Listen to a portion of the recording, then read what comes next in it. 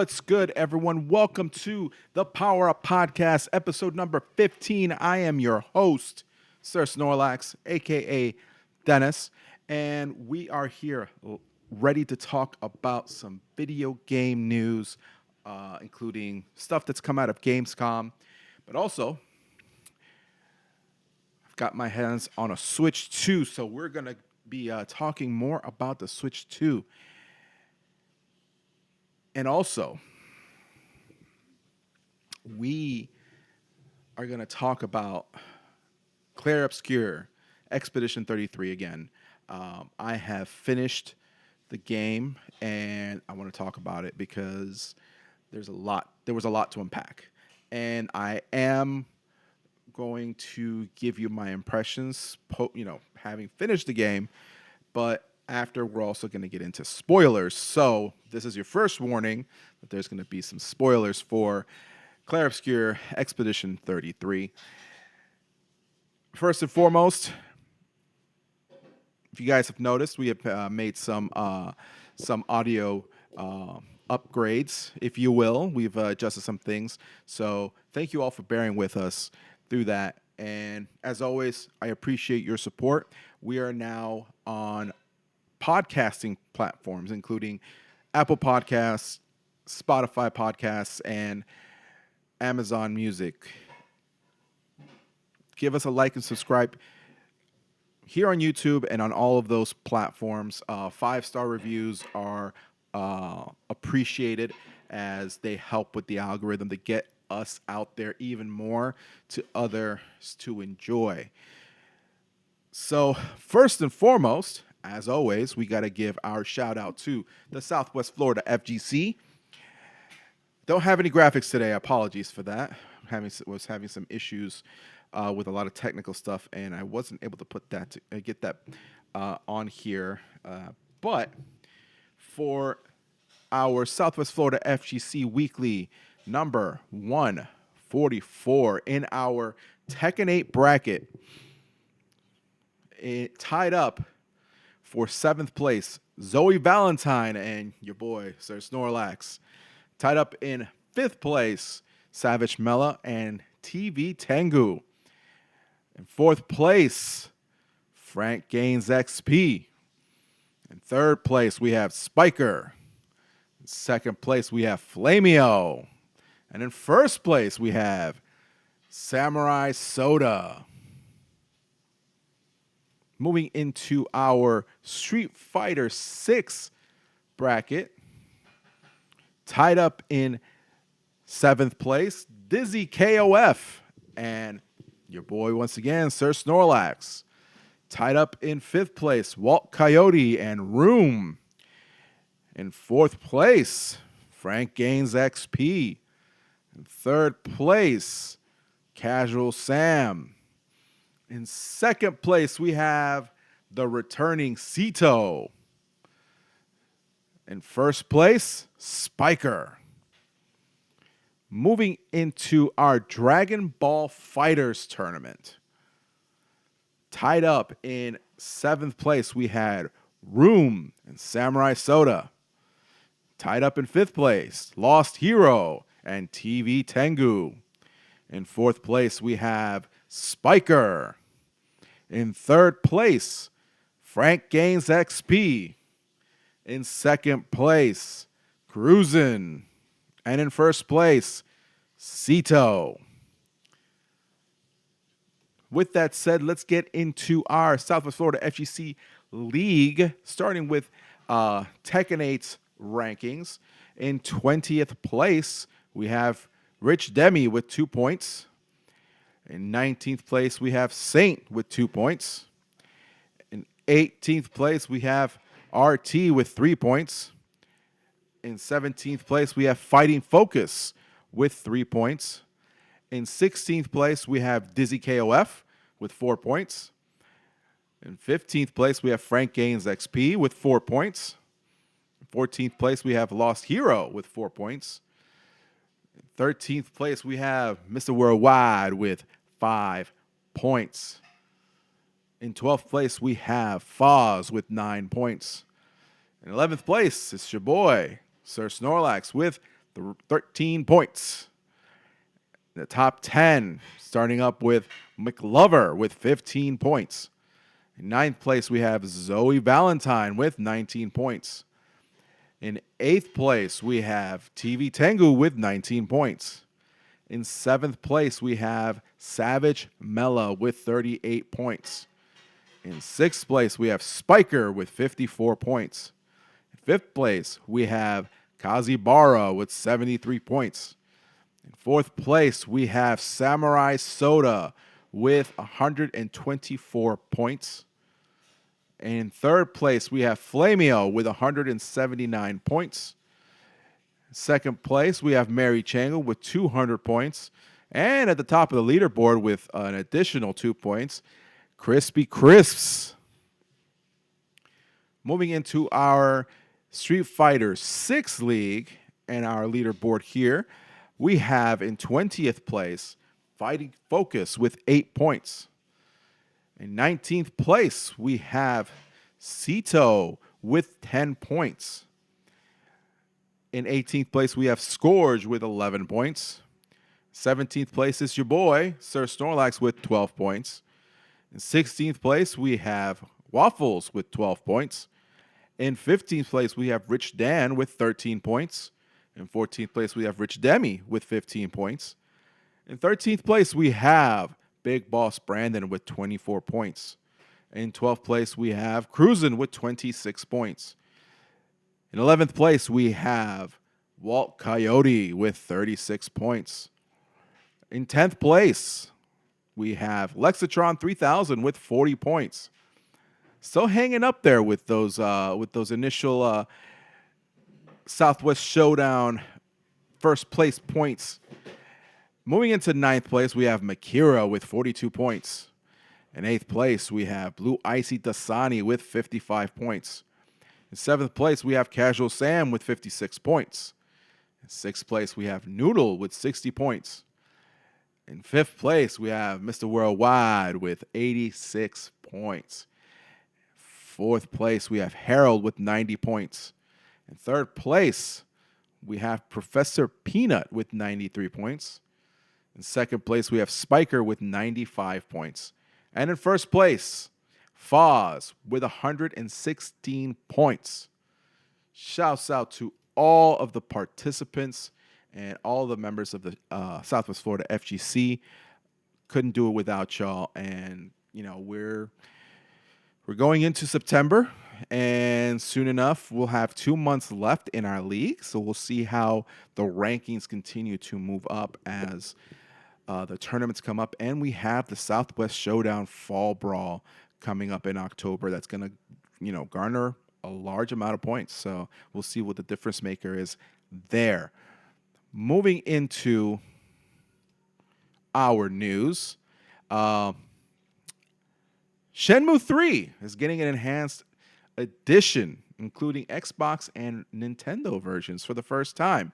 This write-up comes from Chris Scullion at VGC. Owners of the PS4 and PC versions will be offered an upgrade path to the enhanced edition. As announced by creator Yui Suzuki and publisher ININ Games, Shenmue 3 Enhanced will be officially unveiled at Gamescom this week and will feature overhauled visuals, performance boosts, and quality of life updates.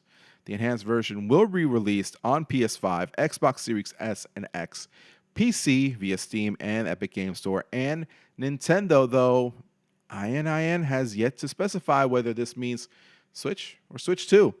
Players who already own PS4 and PC versions of the game will be offered an upgrade path to the Enhanced Edition.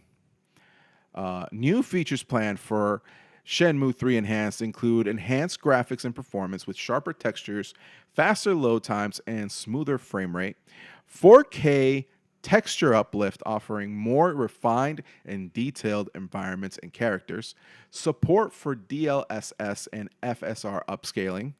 An increase in the number of NPCs populating the village to make it feel more alive.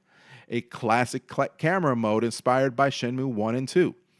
Gameplay tweaks, including optional stamina system adjustments, health restoration before fights, and reduced money barriers for smoother progression. The ability to skip cutscenes and conversations, and an expanded QTE timing window, menu and UX enhancements. INI says all major changes which have been added to Shenmue 3 Enhanced can be turned off should players prefer to play something closer to the original release.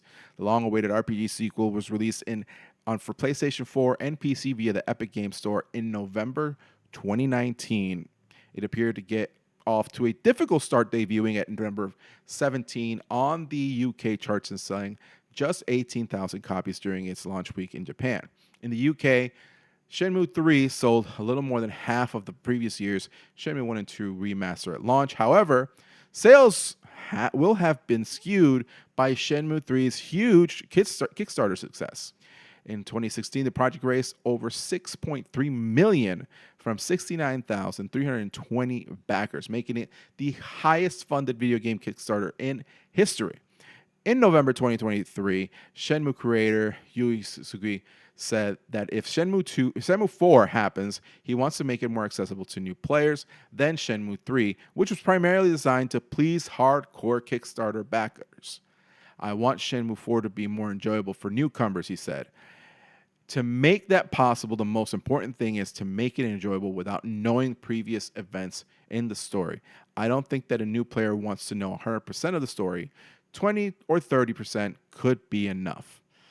Suzuki has also pondered the idea of making a prequel similar to Yakuza 0 because he thinks recreating the streets of Dobuita with modern visuals on a new engine alone would make it worth doing. I'm a Shenmue fan. I got the 1 and 2 when it released. The remasters of 1 and 2 when it released. I did not get 3 only because I never finished 2. I'm still working on that, and I really need to get to that. Especially now with the enhanced version, which I'll definitely be picking up, especially if it's coming to the Switch, because, well, let's face it, on the go would be awesome. I would love to see Shenmue 1 and 2 on Nintendo Switch as well. That would be awesome. Moving on to our next story. Sakurai explains why he's making Kirby Air Riders, breaks down gameplay. This write-up comes from Andy Robinson at VGC. There was a 45-minute direct that broke down the gameplay modes and features of Air Riders, which is a sequel to 2003 GameCube title Air Ride, now officially set to release on November 20th for the Nintendo Switch at $70 or conversions. Sakurai opened the presentation by revealing that the game is developed by frequent collaborator Bandai Namco, with whom he has worked on recent entries in the Super Smash Bros. Series. According to Sakurai, Air Riders was born following a strong request from Nintendo's leadership that he explore a sequel to the GameCube original. You might be wondering why I ended up creating a new Kirby Air Ride game, Sakurai said. There was a strong request for Mr. Takahashi, head of software development at Nintendo, and Mr. Mishuhara, the president of HAL Laboratory at the time. He continued, at the time I was working on the DLC for Super Smash Bros. Ultimate and wasn't really able to get around to the request, but I managed to create a written proposal at high speed. So this is the official Kirby Air Riders breakdown via Nintendo. Riding techniques, each air ride machine, or machine for short, has different forms and traits. They usually hover above the ground and move forward automatically. No need to press any buttons or tilt the left joystick on the Joy-Con 2 forward to accelerate. Use the left stick to change direction by tilting it left or right. Boost charge. By pressing B, your machine will hit the ground and you'll start a boost charge and brake. Releasing the button activates the boost dash.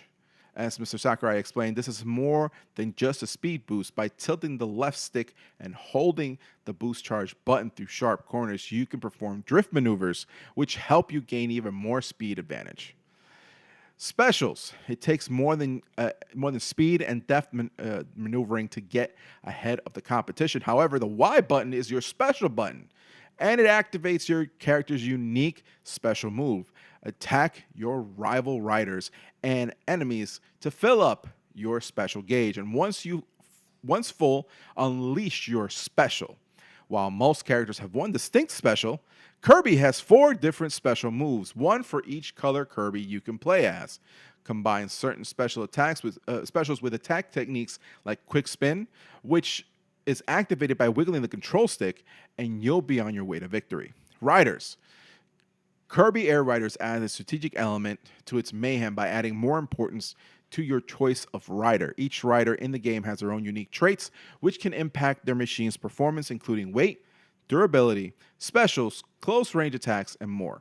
These factors can either give them an advantage or cause more unpredictability during the action, depending on the environment you're in. In fact, this is why Air Ride mode has you select your course first, then the rider and machine you want to use.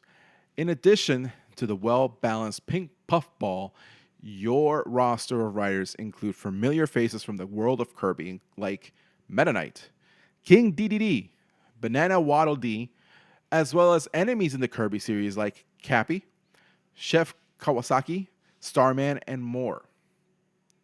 And to keep you moving forward and keep your opponents on their toes, Kirby Air Riders lets you mix and match riders and machines.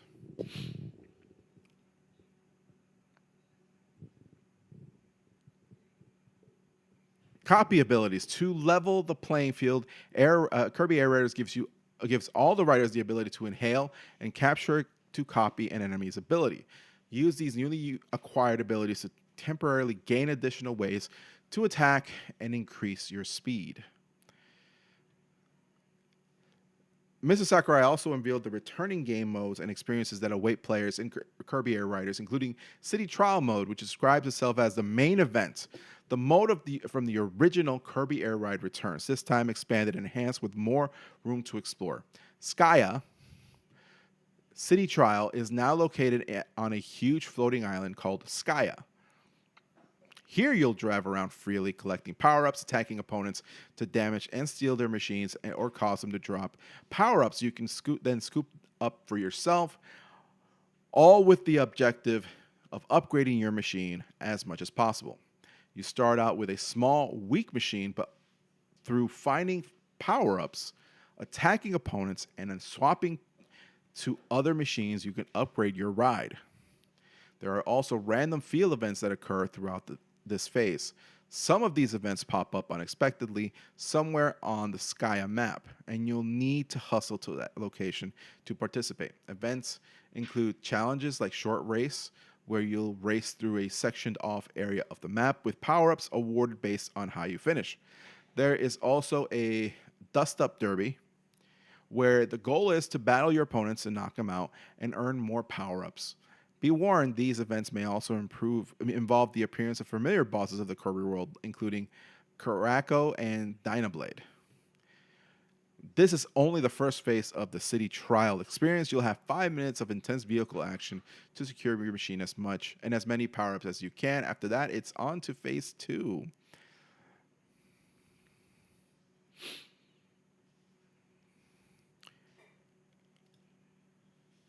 I'm excited for Kirby Air Ride. I will certainly give it a try. Air Riders, because there's Air Ride is a different game. But yeah, it looks fun. I never played the original on GameCube. I guess I should probably try that out first, right? So moving on to our next story, Atari is releasing a brand new Bubsy game. This one comes from Chris Scullion at VGC. Atari has announced that Bubsy the Bobcat will return in a brand new game. Bubsy 4D is in development for PS5, Xbox Series X and S, Switch 2, PS4, Xbox One, Switch, and PC. Atari has yet to give a release date, but it has confirmed that Demon Turf Studio Fabraza will be developing the game. Join Bubsy on in a new intergalactic platforming adventure. The game's description reads, "Yeah, we couldn't believe it either." The game's plot once again involves Bubsy's long-standing enemies, the Woolies, who have stolen all of Earth's sheeps. Bubsy originally isn't bothered, but when the sheep return as Wooly enhanced bots and want to steal Bubsy's golden fleece, he heads out to stop them. The team of Frabraza crafted this expressive new moveset to cater to beginners and speedrun enthusiasts alike, Atari said in a statement. Once you've mastered Bubsy's clawsome new moves, show off your skills by uploading your best level times to the online leaderboard for other players to race against. That's cool. I've never played a Bubsy game before. Moving on to our next story.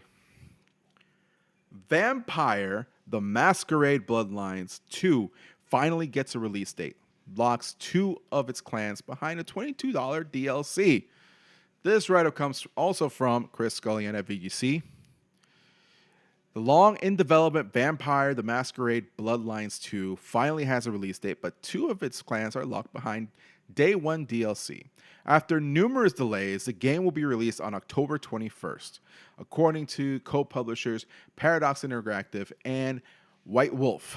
The base game will be released on PS5, Xbox Series X and S, and PC at a price of $59.99. And players who pre-order it will get the Bloodlines Nostalgia Jukebox, a Haven Decor item which plays music by Rick Schaefer, the composer of the original Bloodlines.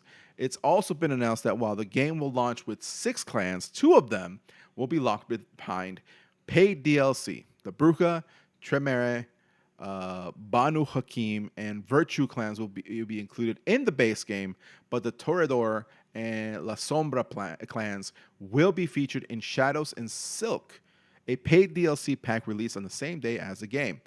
A deluxe edition of the game, priced at $69.99, includes a cosmetic DLC pack called Santa Monica Memories, including decor items inspired by the original Bloodlines. Players will need to buy the premium edition priced at $89.99 to get the Silk and Shadows DLC featuring the 2 extra clans as well as the Santa Monica Memories DLC. Anyone who doesn't buy the premium edition will be able to buy the DLC separately. The Santa Monica Memories costs $11.99, and while the Shadows and Silk costs $21.99.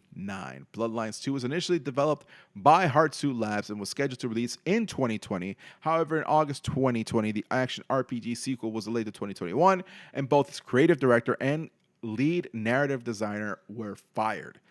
In 2021, Paradox delayed Bloodlines 2 again and announced it had pulled development from Heartsuit Labs. Paradox CEO Frederick Wester later revealed that the company came close to scrapping Bloodlines 2 completely after cutting ties with its original developer. Another game that I've never really played, but it definitely seems like an interesting game. I certainly will have to take a look at it and see what it's all about. Now,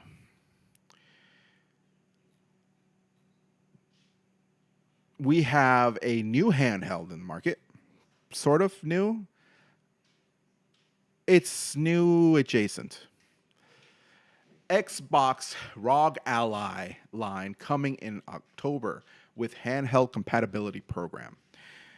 This one comes from Jordan Miller at VGC. Microsoft has announced the release date for the Xbox ROG Ally line of gaming handhelds, and also announced the handheld compatibility program, which will make more titles optimized for the ROG Ally. The handheld, which was announced during the Xbox Games Showcase at Summer Game Fest, is a collaboration between Asus and Microsoft. The Xbox ROG Ally will feature Xbox branding, a bespoke operating system, adding to ROG's successful gaming handheld line. Both handhelds will be released on October 16th. Details about pricing and pre-orders are coming soon, according to Microsoft, Alongside the announcement, Microsoft has revealed the handheld compatibility program, which it calls a new Xbox initiative designed to make more games ready to play on your supported handheld. We have worked hard with game studios to test, optimize, and verify thousands of games for handheld compatibility, allowing you to jump into the game without having to tweak settings or requiring only minor adjustments. This appears to be Microsoft's version of the Steam Deck verified tag, which developers and publishers have used as a selling point for Steam Deck titles for years. At launch, there will be two tags, handheld optimized and mostly compatible. Microsoft's descriptions for each tag are handheld optimized. This indicates games are ready to go with default controller inputs, an intuitive text input method, accurate iconography, clear text legibility. I can't read. I'm just, we know that. And appropriate resolution in full screen mode. So you can spend less time adjusting settings and more time defeating the next big boss. Mostly compatible. This indicates games may require minor in-game setting changes for optimal experience on handheld. At launch, the Xbox Ally will be available in Australia, Belgium, Canada, Denmark, Finland, France, Germany, Ireland, Italy, Japan, Korea, Mexico, the Netherlands, New Zealand, Norway, Poland, Portugal, Saudi Arabia, Singapore, Spain, Sweden, Switzerland, Thailand, Turkey, the United Arab Emirates, the United Kingdom, and the United States, with availability to follow for other markets where ROG Ally series products are sold today. Its announcement follows comments from Microsoft's VP of Next Generation, Jason Ronald, who said earlier this year that any future handheld device would combine the best of Xbox and Windows. I would say it's bringing the best of Xbox and Windows together because we have spent the last 20 years building a world-class operating system, but it's really locked to the console, Ronald told The Verge. What we're doing is really focusing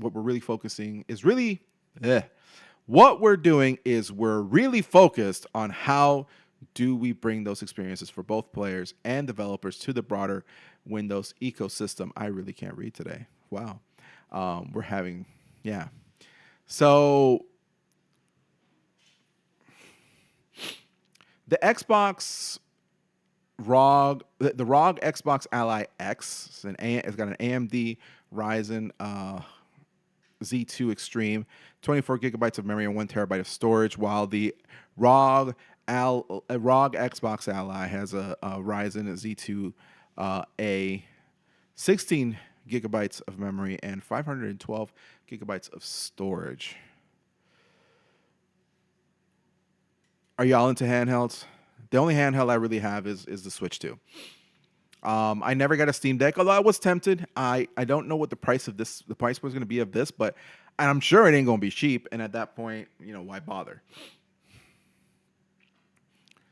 But for all those that are looking for a handheld, I know that there's been a lot of discussion between Steam Deck and ROG Ally and in the handheld space. I see a lot of people that lean more towards the ROG Ally because it gives us access to multiple different stores, including now Xbox. So, what are your thoughts on the handheld thing?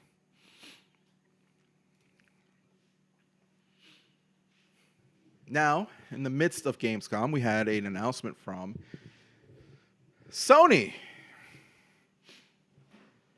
Not an announcement we wanted, but an announcement that we expected. This write-up comes from Jordan Miller. PlayStation 5 is going up in price in the U.S. starting tomorrow. This was dated the 20th, so it's already happened. PlayStation 5 is getting a price increase in the U.S. According to Sony, similar to many global businesses, we continue to navigate a challenging economic environment. As a result, we've made the difficult decision to increase the recommended retail price for PlayStation 5 consoles in the US starting August 21st. The new prices are as follows. The PlayStation 5 will be going from $499.99 to $549.99. The PlayStation 5 Digital Edition will be going from $449.99 to $499.99. PlayStation 5 Pro will be going from the $699.99 price tag to $749.99. The PlayStation is the latest piece of consumer tech to be impacted by global economic issues. Sony previously increased the price of PS5 in select regions in August 2022, with both digital and standard editions getting hikes in the UK, Europe, Australia, Japan, China, Mexico, and Canada, but not the US. Then in 2025, it again raised prices in multiple regions. Earlier this month, Nintendo raised the price of the original Switch hardware, with the standard units increasing by $40 and the OLED by $50 and the Switch Lite by $30. Nintendo has assessing market conditions for some time now. That was not me. That's how it's written. Nintendo has been assessing market conditions for some time now, most notably with regard to the U.S. President Donald Trump's ongoing trade tariff decisions. The company delayed Switch 2 pre-orders in the U.S. due to the country's turbulent situation. Yay! Everything's getting more expensive. Fun. You know, I got my PlayStation 5, one of the launch editions. Not launch per se, but it had been out for a while. It sucks, especially if you were planning on getting one this year, or if you're planning on doing an upgrade to the Pro. You know, it's all gross. Okay, because this deep into the life cycle of the PlayStation, instead of doing what it should do and go down, it's going up. Same thing with the Xbox. Same thing with Nintendo. I mean, the Switch just came out. The Switch 2 just came out, and there's already worry about price increases coming. So it sucks. It all sucks. It's bad for you. And, you know, moving on to our next story. Bungie CEO Pete Parsons is leaving after nearly a decade. This write-up also comes from Jordan Miller from VGC. Bungie CEO Pete Parsons has announced that he is leaving the company after almost a decade. After more than 2 decades of helping build this incredible studio, establishing the Bungie Foundation, and growing inspiring communities around our work, I have decided to pass the torch. Parsons wrote in a message announcing his departure. This journey has been the honor of a lifetime. I am deeply proud of the worlds we've built together and the millions of players who call them home. And most of all, I am privileged by the opportunity to work alongside the incredible minds at Bungie. Justin Truman, the studio's chief development officer, will be taking his place. Parsons originally joined Bungie in 2002, working as executive producer to Halo 2 and 3. He would ascend to his current role as CEO in 2016. When I was asked to lead Bungie in 2015, my goal was to grow us into a studio capable of creating and sustaining iconic, generation-spanning entertainment. We've been through so much together. We launched a bold new chapter for Destiny, built an enviable, independent live ops organization capable of creating and publishing its own games, joined the incredible family at Sony Interactive Entertainment. New CEO Justin Truman posted the following message in which he sets out his stall for the future of the troubled developer. I am committed to supporting and working alongside every member of the team here as we continue pouring our hearts and souls into these worlds that we love and that we hope have been worth your time and your passion. Because ultimately, those worlds only exist and thrive with you in them. We are hard at work right now doing that, both with Marathon and Destiny. We're currently heads down, but we'll have more to show you in both of these worlds later this year. Marathon was originally planned to be released on September 23rd, but Bungie announced in June that it had officially delayed the game, claiming that it needed more time to refine and test it. Through every comment and real-time conversation on social media and Discord, your voice has been strong and clear. Bungie's statement read, "We've taken this to heart and we know we need more time to craft Marathon into the game that truly reflects your passion. After much discussion with our dev team, we've decided to delay the September 23rd release. According to Sony CFO, the game is expected to launch by the end of March."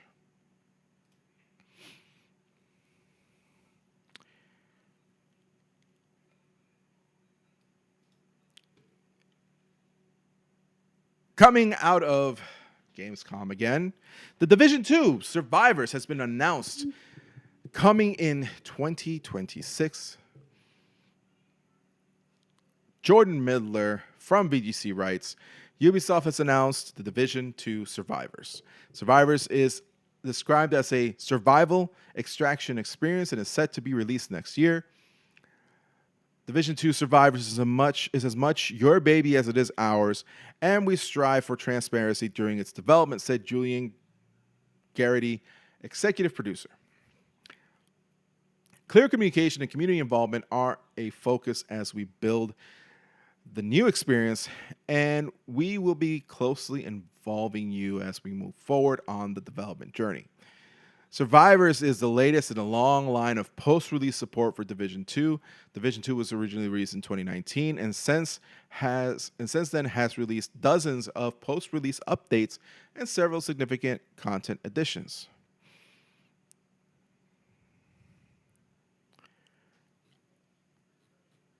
I'm happy for the Division people because I know there's a lot of Division fans out there. Not something that I'm into, unfortunately. So moving on to our next story.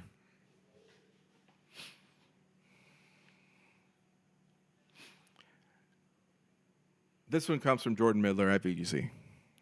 Metal Gear Solid 3's remake includes a mini-game made by Platinum. Metal Gear Solid Delta Snake Eater includes a remake of the original game's infamous Guy Savage demo. The Guy Savage demo was an Easter egg in the original PS2 game. This basic hack and slash game was written and directed by Konami veteran Shuyo Murata. Murata would later serve as an uncredited co-director on Metal Gear Solid 4.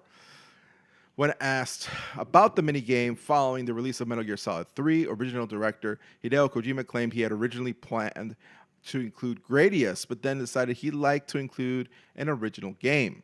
The Guy Savage demo was also intended as a proof of concept for the full game, but was ultimately canceled. Now, in Metal Gear Solid Delta Snake Eater, a remake of that demo is included in the game, developed by Platinum Games. In Metal Gear Solid Delta, players can unlock the Guy Savage demo by either completing the game on any difficulty, or if the player saves the game and exits after the torture scene in Groznygrad, when the player returns, the minigame will be triggered. So, Metal Gear Solid Delta Snake Eater will be released on August 28th on PS5, Xbox Series X and S, and PC. VGC's review of the game called it an excellent, if safe, remake of one of the PS2's best games. Metal Gear Solid Delta Snake Eater does exactly what it wanted it to do. What we wanted it to do. It's a way to play the PS2 classic on modern hardware with a fresh coat of paint and contemporary controls. While those looking for a more expansive remake may be left wanting, translating much of MGS5's excellent gameplay to the PS2 classic is more than enough for us. After a difficult decade, Metal Gear is back. Now, I don't have much else to say because I've not looked at anything. I'm going into this game as blind as possible since the initial trailer came out. I know there was a launch trailer that released during Gamescom. The game comes out next week. I am obviously going to be getting it. I'm going to be playing it, and I will be reviewing it.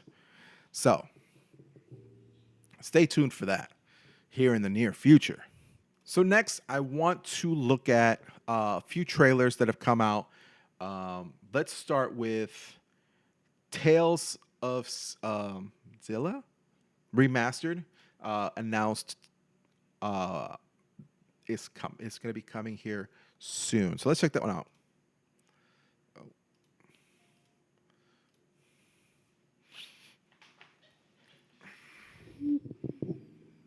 30th anniversary Tales of series. Wow. That hit me. That hurt me. Oh, wait, hold on. Almost forgot the audio for this.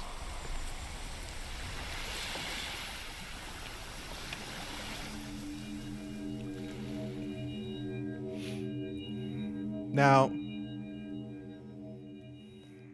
I love this series. Tales of Symphonia is one of my favorite games. Why do humans persist in seeking power that could destroy the world? What are you...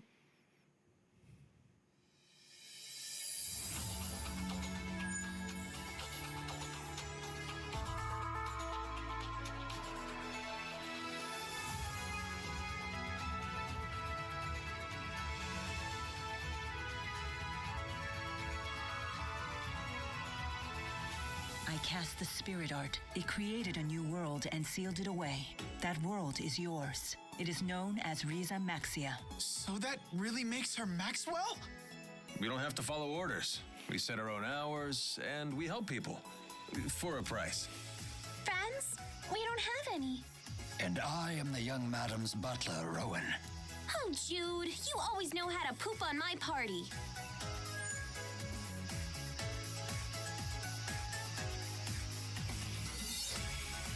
We won't lose to you. No way! I will protect all in Riza Maxia, people and spirits alike. So is this girl really supposed to be the Lord of Spirits? If that's the case, then we're declaring war. Send word to all the clans.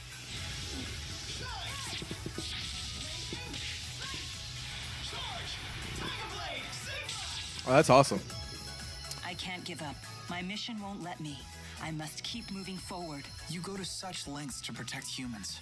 So it's only fair that I become strong enough to protect spirits, too. You will strive to be our protector. If I run, I won't be able to face her. Then I would really lose her. So I won't. I won't run! Be yourself and do what you have to do.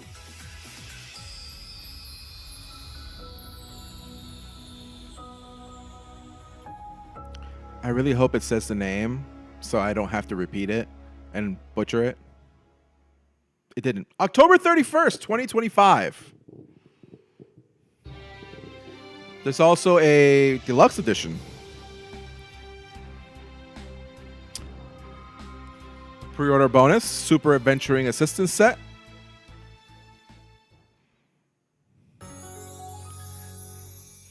Tales of series, 30th anniversary. I'll probably be getting that. I'm not gonna lie. I would go as far as to say, like I said, I am a fan of the Tales of series. Tales of Symphonia is one of my favorites. So, you know, definitely looking forward to that one.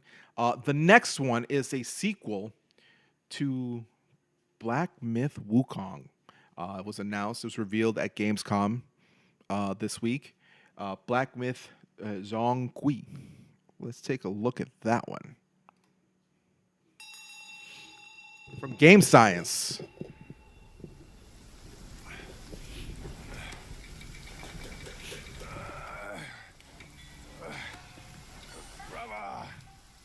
What are we scaling here? This looks like a pot. Or drum?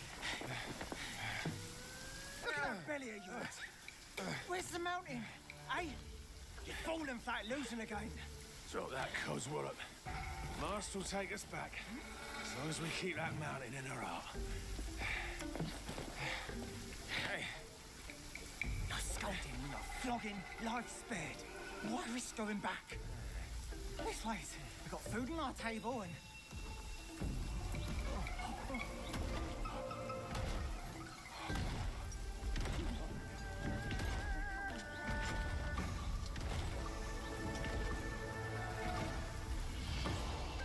Jesus. That was a huge mother.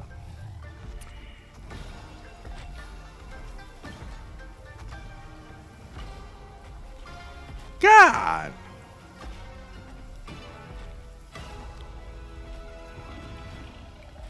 That's a huge tiger. And the fact that the dude's riding it. Is my man asleep? My man's asleep right now. Is he asleep? He looks asleep.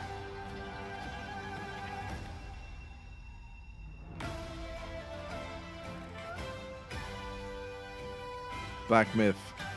Zhong Q. I hope I said it right.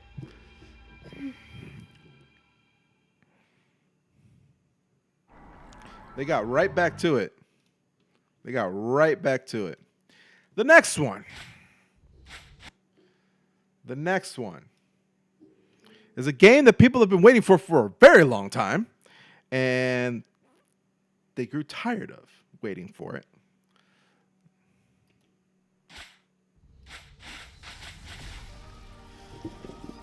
Hollow Knight Silk Song.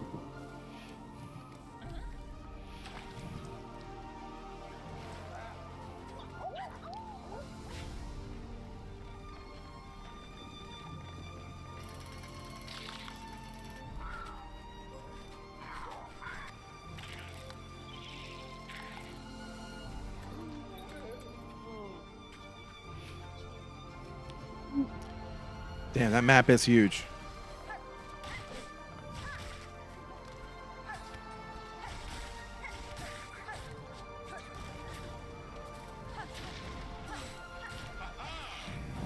See, I never beat Hollow Knight, but I had fun while the part that I did play, I did have fun with. A vast handcrafted world.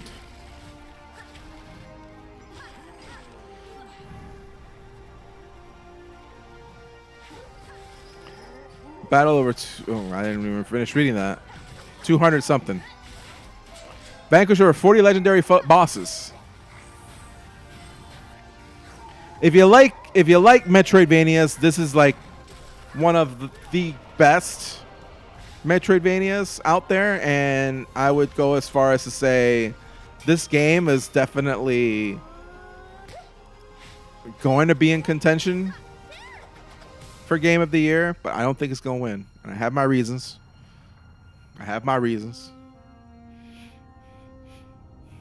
September 4. So 2 weeks. After a long wait, we're finally getting Hollow Knight Silk Song. I don't even remember when the first one came out. I'll have to look that up, but the next game comes from Lego.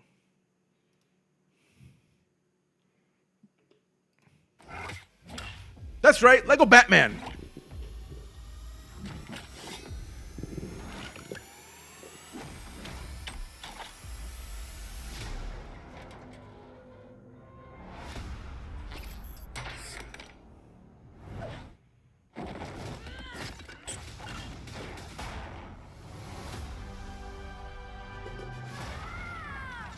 I need to become more than a man.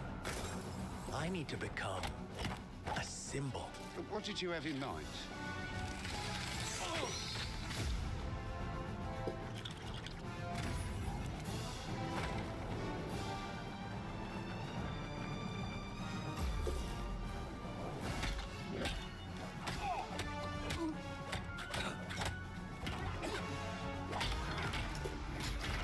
Did we bring the Arkham fighting style into Lego?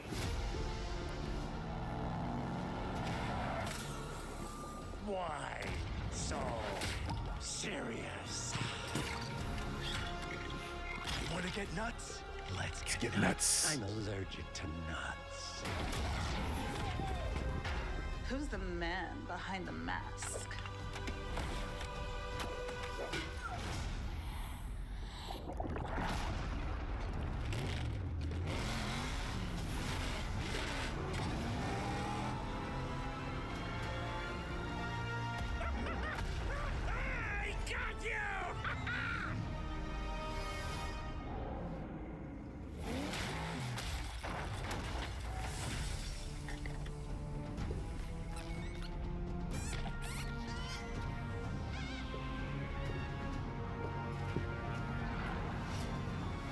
Lego Batman: Legacy of the Dark Knight. Oh, you think darkness is your ally. You merely adopted the dark. I was born in it, molded by... Ah! Who put that there? I could have really hurt myself.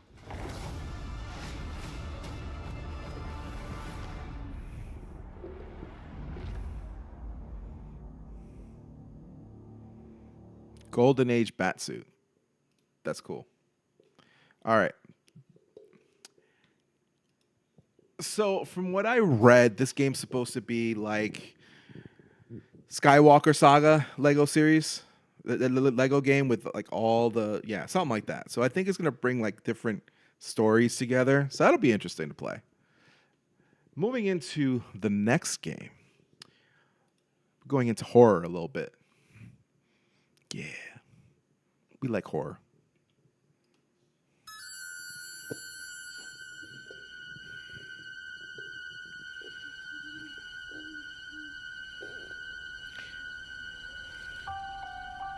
A quiet town, just like hundreds of other small towns all across America. Final gameplay footage not represented.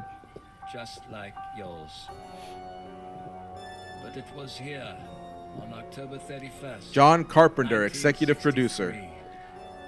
No motive, no warning, no provocation, just senseless death. I met him 15 years ago. I thought there was hope, that he could be reached. But what I met was not a child. No emotion. Perhaps not even human. 15 years later, he returned home. But what happened that night was only the beginning. It wasn't just a killing spree. It was a reckoning. Whoa, calm down. He was going to reach it. Come on, What was come on, that? we have to go. No. You can't stop him. You can't reason with him. You can't kill the boogeyman. Michael Myers. Halloween. A single-player, multiplayer horror experience coming in 2026. I really hope that the song doesn't, mess things up for us. But they haven't said what it is, but it's going to be very interesting because it says single player. Now, are you going to be escaping, or are you going to be doing the horrible, horrible deed that one Michael Myers does? That is to be seen, and quite frankly, am very interested in. Because playing from that side of it, yeah. Like, right? I don't know. Maybe I'm weird, but that sounds fun in a way. Like playing that side of the story, being him as opposed to like Laurie Strode running away or trying to escape. Or both. Maybe you'll get both. Maybe you'll get an amalgamation of both. Maybe the multiplayer will be very much Dead by Daylight, but it's definitely interesting. The next one was another game announced this week.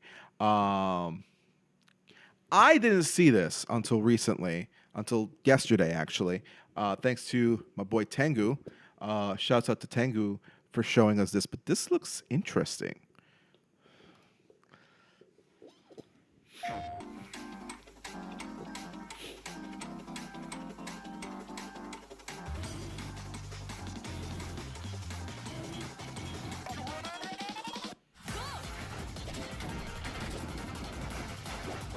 It's like, so you're a train, an anime train apparently, and you're going through the stage with wall grinding and escaping things. It's like Sonic Adventure meets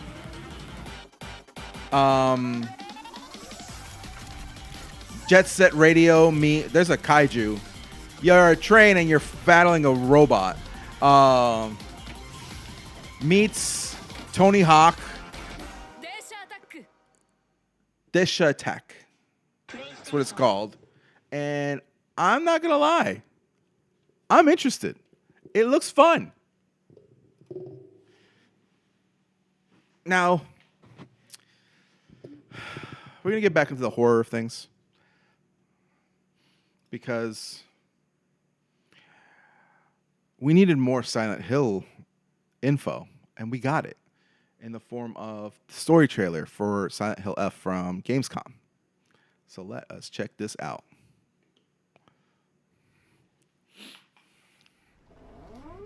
Cargo 1 to HQ. We haven't found a suspect at the scene. It's so good that it's still in the water. We better consider the hunt. Look it over. Last seen fleeing Tsuneyoshi Shrine. Exercise extreme caution.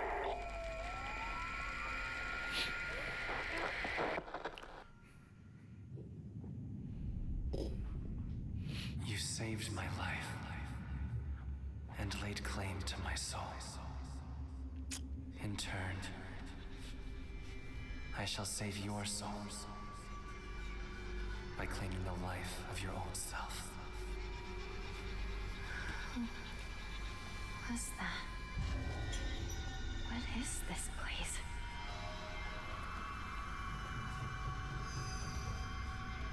This way. We better get going.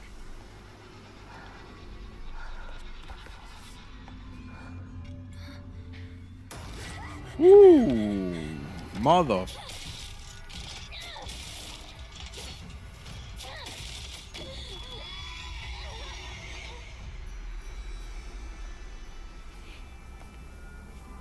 A good day is always an extraordinary day. An extraordinary day is an always good day. With that in mind, today's a bit too extraordinary. So this is where you are. I wondered where you had gone. You need to start getting ready. It's time to say your goodbyes. You're going to kill them with your own hands. What's going on? That got dark. No. It's got my home too. The halls, the doors, everything's changed.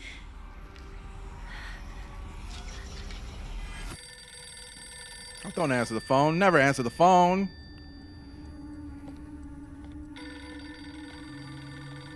Tell me, who are you? Yeah, who is she? Please. Just die. Don't answer the phone.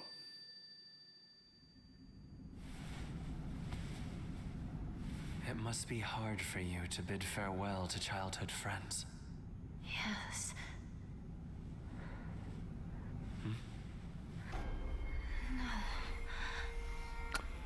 My man wearing a mask.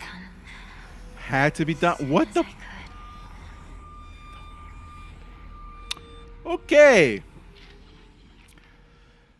That is coming very soon, by the way. I need to finish Delta before this comes out. And then on top of that, Final Fantasy Tactics Ivalice comes out like 5 days later. Damn. All right, the last one we're going to be looking at is the gameplay trailer from Gamescom's opening night live of Resident Evil Requiem.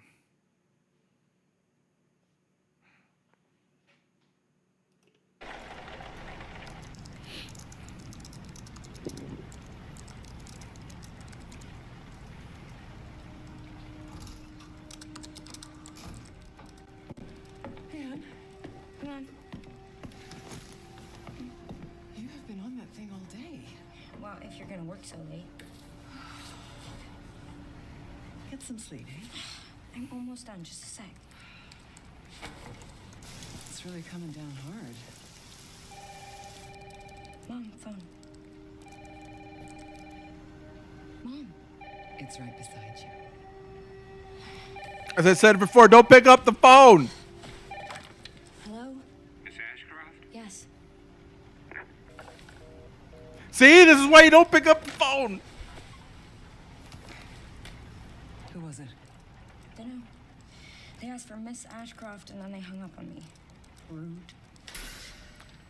This is why we don't pick up the phone. They're coming. They're coming? Grace, we need to go. Go where? Mom, what's going on? Hurry. Wait, who's coming? What's wrong?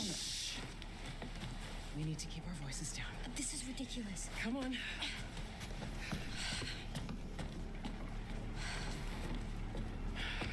Tell me what's going on. Now is not the time.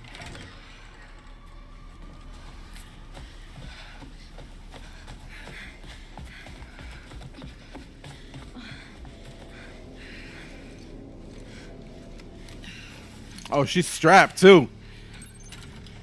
Follow mom. Stay close. Mom, wait. Grace, keep moving.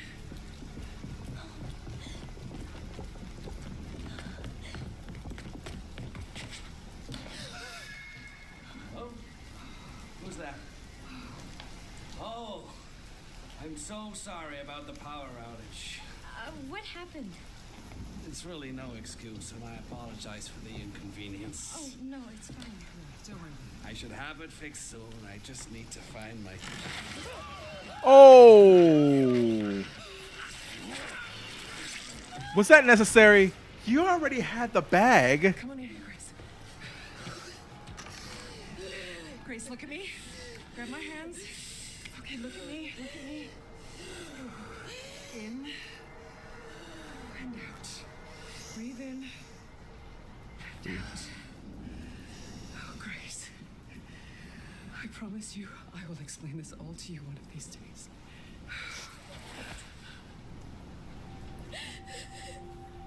Grace. Please know that you are my hope. Never forget that. What are you talking about? Just... I love you. I love you too. Okay. Mom, I'm scared. No. We need to find a way out of here now. But we don't have any of our stuff. We can come back for it later, Grace. Oh, she got. She got.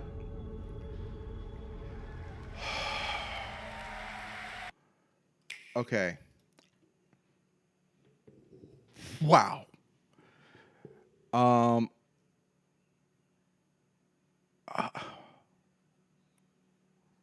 That game's gonna be terrifying. That game is gonna be terrifying. Whew. Wow. I'm looking forward to Resident Evil Requiem. Definitely. Let me know what you guys think about all these trailers. With that said, I want to talk about the Switch 2. So the first thing I want to do is talk about the Switch 2. I was able to find one recently at my local Target. It was the Mario Kart World edition. So I am going to cut here to an unboxing that I did of the Switch itself. So I'll see you all on the other side of that.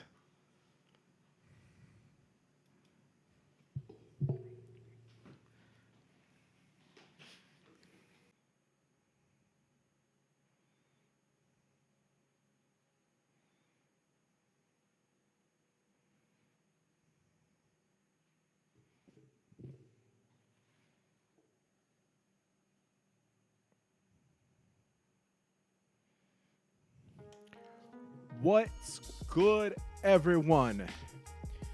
Time's come.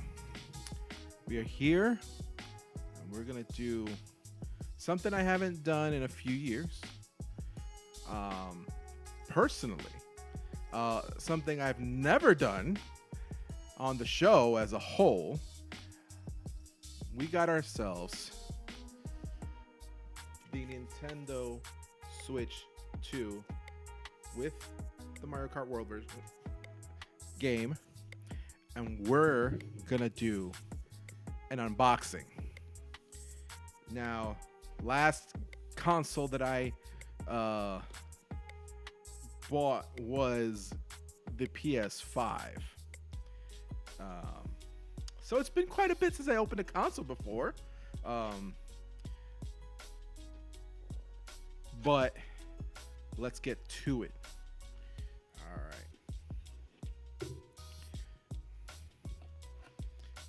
right. Right in the beginning, as soon as you open it, there's everything. I see why GameStop accidentally stapled the damn screens. So here we have the Joy-Cons.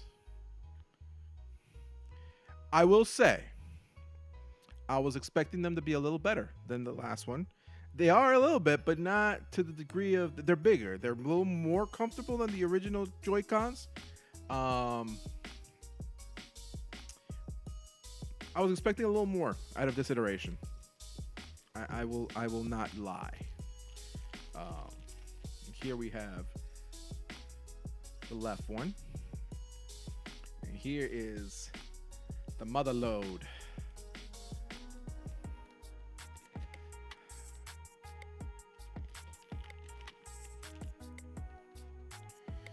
Oh yeah. This is a substantial size difference here. You could even see me on the screen there.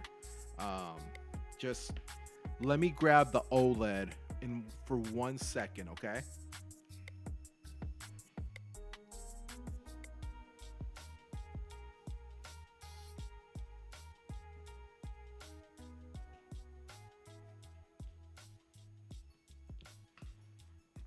All right. So this is the OLED, the Switch OLED, and side by side, Switch 2. My bad, it's upside down. Huge. I mean, it is a substantial difference. I mean, even the OLED, it was bigger than the original Switch. So for now, I'm gonna slip this back inside for the bag here for a second. Let's see what else comes within the contents of the box.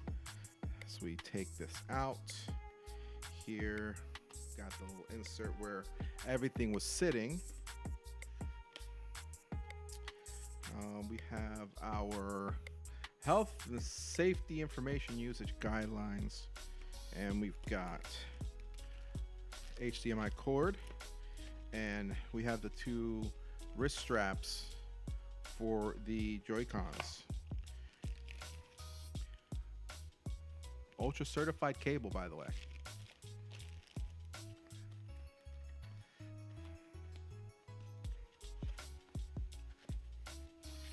Next, we have within the contents is the grip for the Joy-Cons. So see this one, you gotta just go right in. I'm trying to figure out how I'm gonna show you all this. Hold on.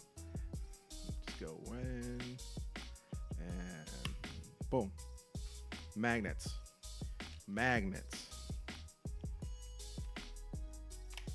Now I will say, with the grip, it does feel a little more comfortable. I still have not gotten a Pro controller, but I know that you can use your original Pro controller. Just won't have all the fantastic features. We've got ourselves here the brick for the Switch and the cable for it, and the dock.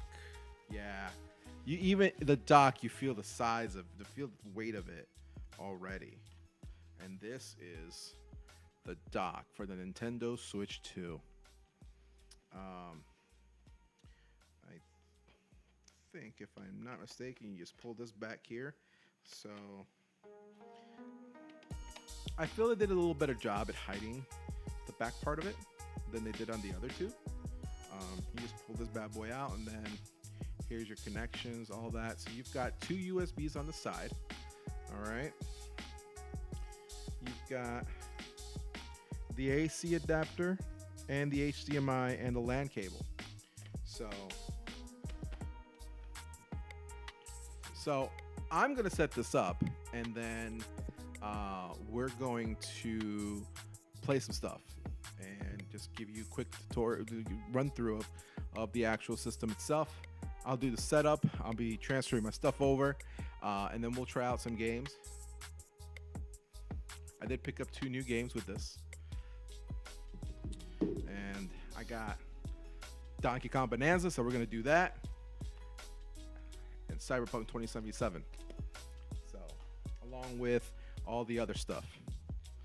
I know that the Nintendo GameCube online stuff is on there, so we're definitely going to be trying that out. So, stay tuned.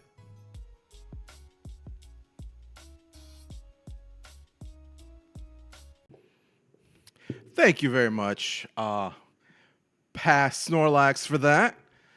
So I want to get into a little bit more on the Switch 2. So just pulled up some screen grabs from the system's operating menu and whatnot. So the menu looks the same as it did in the Switch. However, one thing I want to highlight here is the eShop. The eShop actually loads quickly, just seamlessly. Go through, and you don't have to, wait too long on the screens to load up and the games to load up. This is the virtual game cards that you can see here. This is just my list of stuff that I already own in the Switch. The transfer was actually not that bad. The transfer was pretty decent from my Switch 1 to Switch 2. With that said, there's certain games that transfer everything, save and everything, to the Switch 2. I know that Animal Crossing is one. There's some Pokemon games. Here is the GameCube.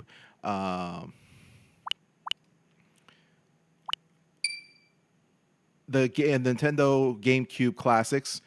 Here we're going to load up the Soul Calibur 2 GameCube version.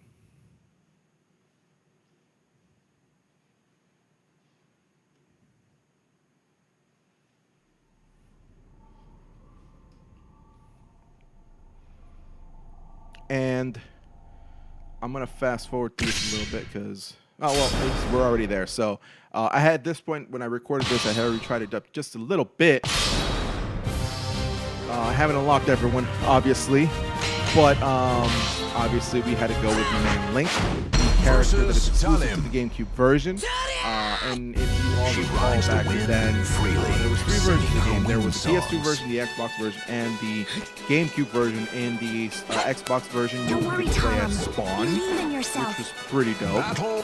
And the PlayStation 2 version, you could play as Kotachi from the Tekken series. So, obviously, being Bandai now, of course, or at least Namco, it actually had to be in there.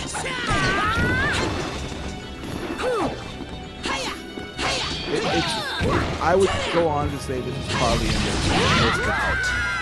top fighting games. You can create suspend points, and you can change controllers. So I struggled here a little bit on that with the changing of the controllers, but you can change buttons to adjust how your attacks are coming out, which is pretty awesome. It was a pain in the butt to get to do it, though, so that wasn't fun. But the GameCube controller layout of the buttons was always a bit confusing to say the least. So, yeah.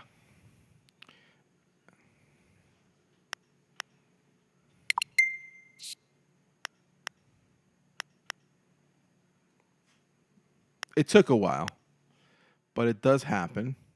At that point, we're going to skip ahead and we're going to go into F-Zero.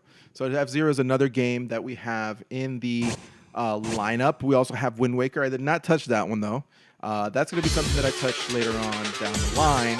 I played Wind Waker a little bit. I have the GameCube version that I picked up recently, but I've never truly played the game to its completion.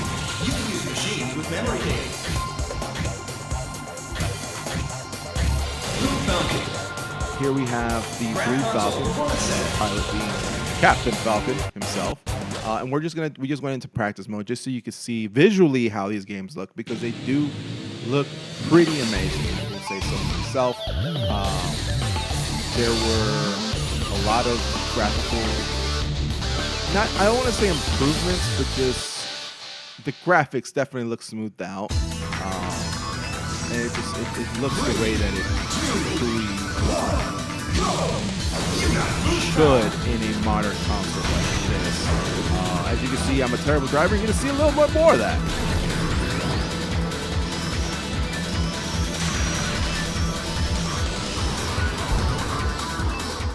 I didn't realize how loud this was. So if y'all couldn't hear me, my bad. But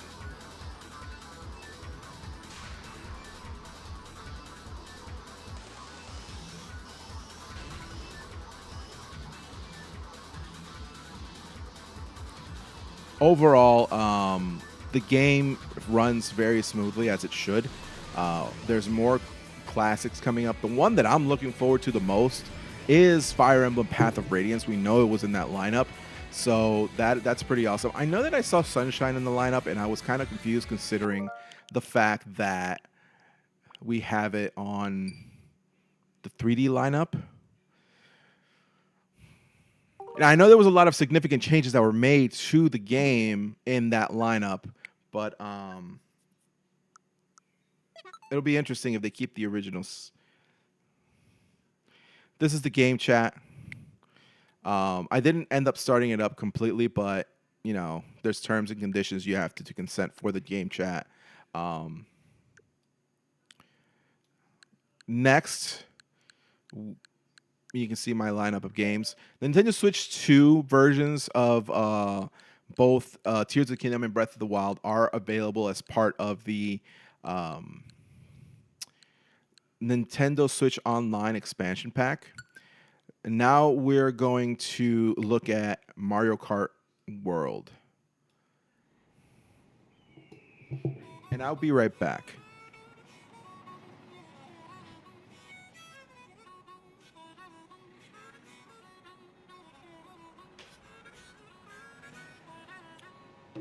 I want to show you all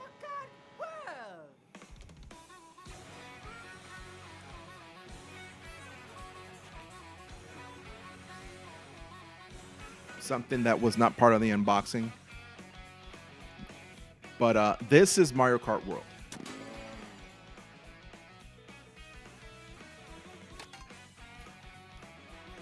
So I did a Grand Prix and I did a knockout tour.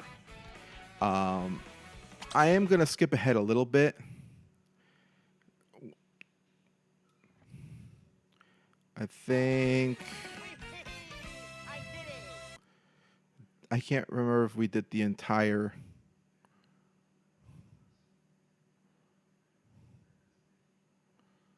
Here we go.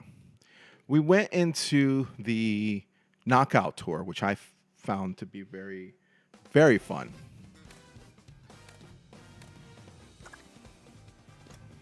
You can free roam as well, so you can pick up right where you are in the main menu. The knockout tour is pretty cool because it's just one seamless run between various tracks.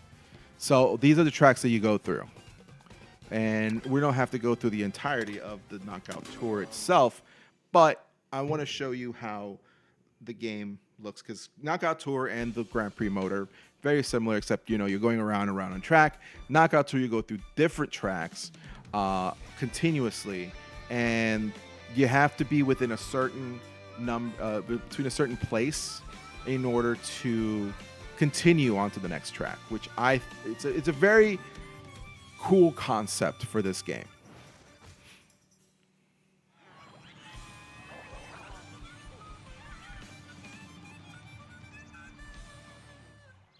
And as you go through the levels, you will find these like golden, I want to say they're bags. And you basically can unlock costumes for the different characters and unlock characters themselves as well.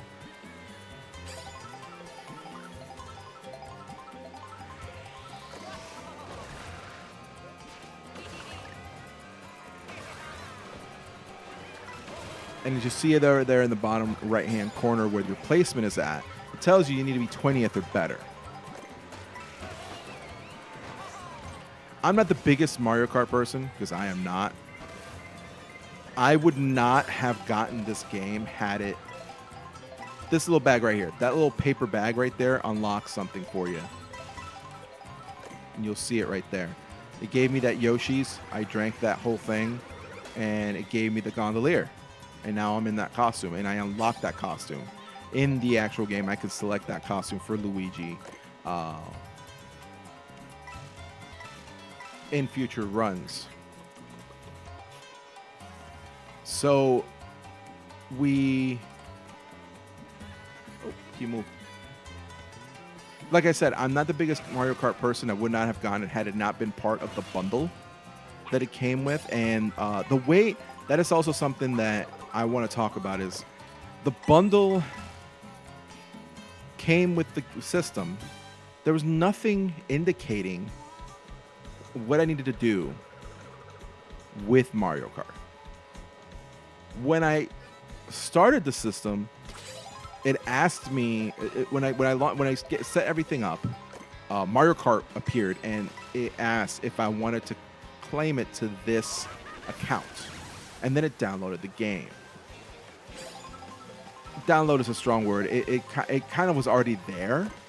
It was a really weird way to give you the game, because it wasn't like a code or anything. Which on Nintendo's move is smart, because they're giving you the game and they're not letting you get rid of that code. Like someone needs to log into that account, whether it be yours or and then claim it in order to get the game.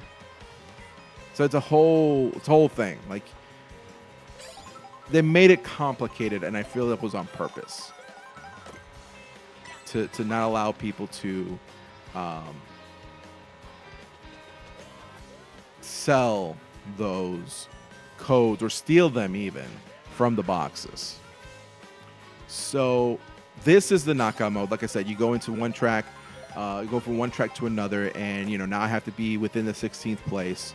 And I believe, if I'm not mistaken, it goes down to 8, and then and then 4th or better, and then the winner from there would be the winner of the game.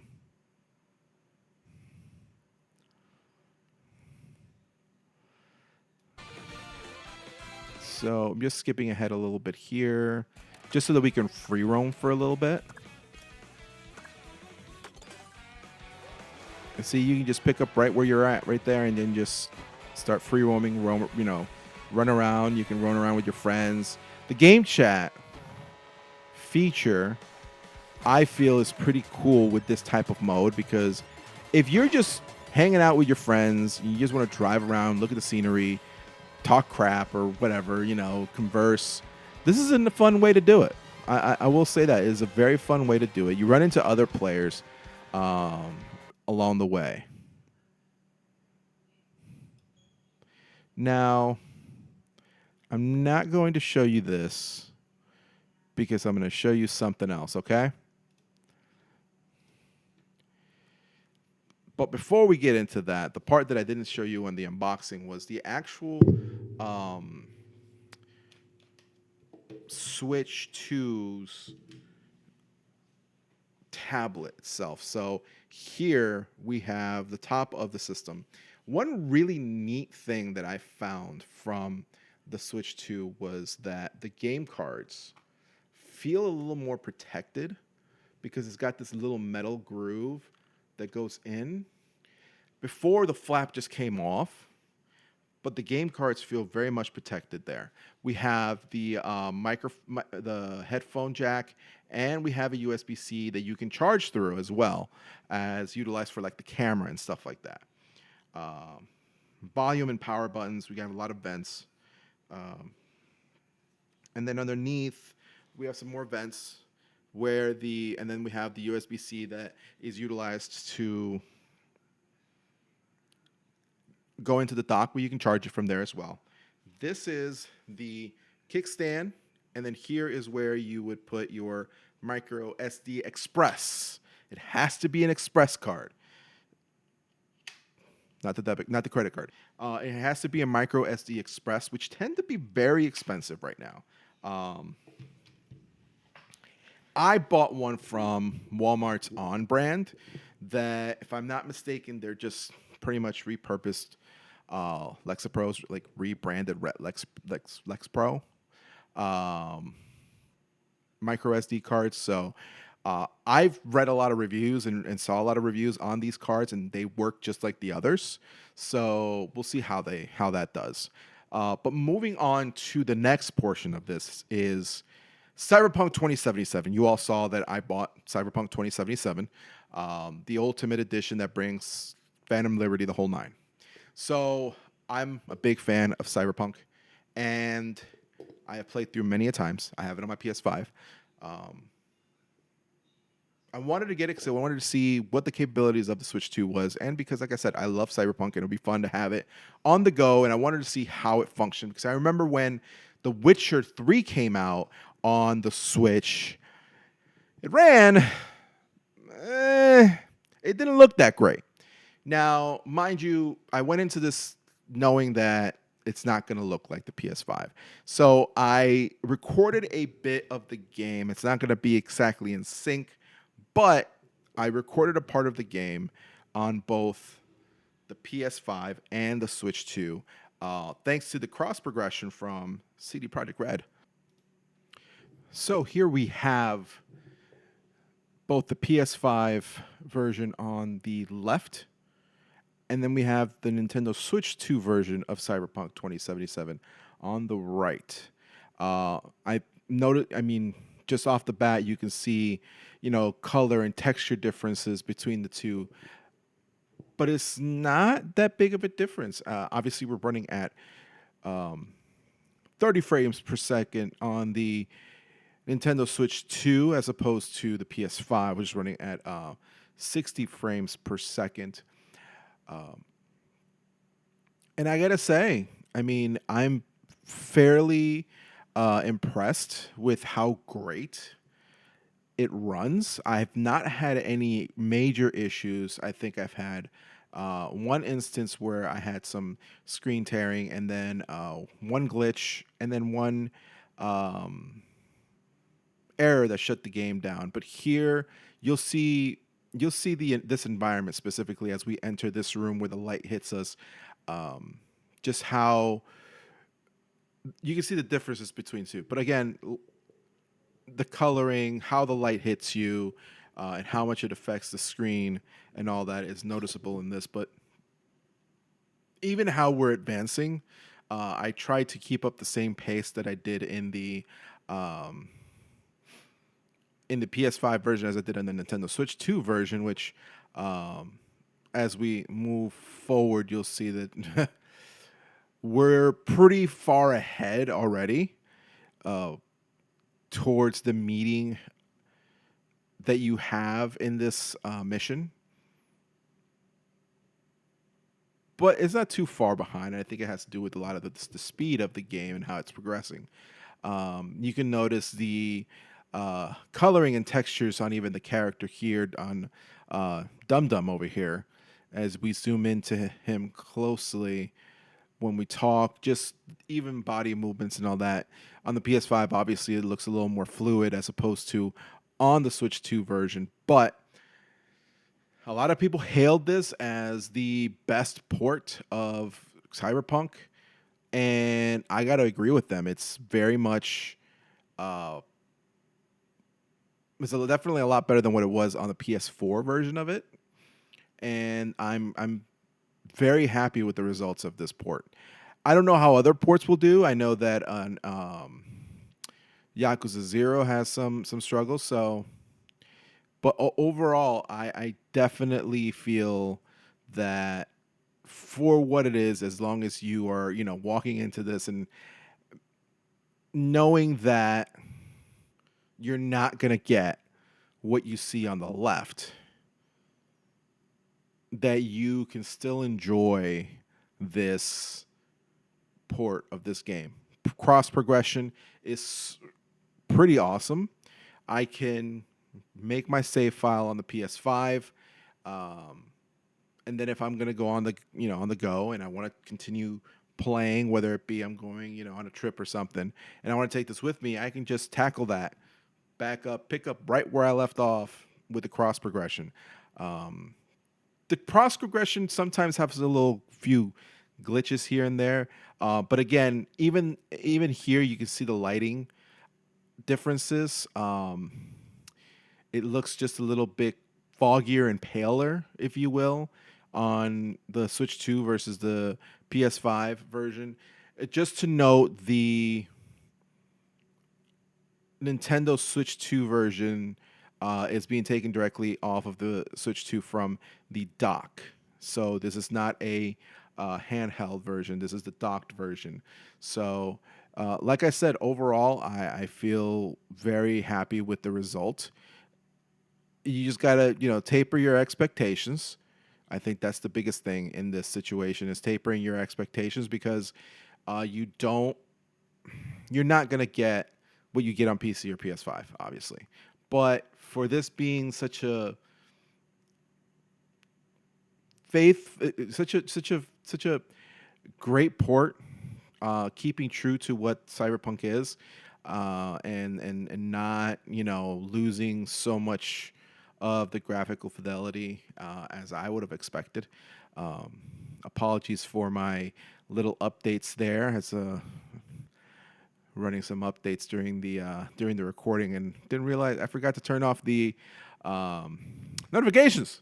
So again, just all of this just cements that we can have some good ports from our next gen games. Do you qualify this as a next gen game? I would say yes, but just because what I'm running is on the PS5, you can certainly do that on the Nintendo Switch. Again, there are other ports that are coming. There's Elden Ring as well. We'll see how that runs. I know that there's been some concerns on that, but again, just these, you can see here, it's not the biggest difference. If you, like I said, it's all about going into this knowing that you're not going to get 60 frames per second, that we have to give up some of the graphical, how do I put it, give up some of the graphics, the advanced graphics that we have on the console and PS5 and PC versions of this game. And even in saying that, I personally feel like I can switch back and forth. And while I notice the differences, just keeping in mind that you're not playing on the PS5 versus and you're playing on a Nintendo Switch. I'm excited to play this on the go, honestly. Here, as we have this interaction, this shootout, one video is going to end. and the other one will not because it's a little longer because of the fact that it's running a little slower in some cases. But you see even in that jump, the differences, and I wish I could have kept it as side to side as best I could. But again, as we move through, it takes a while.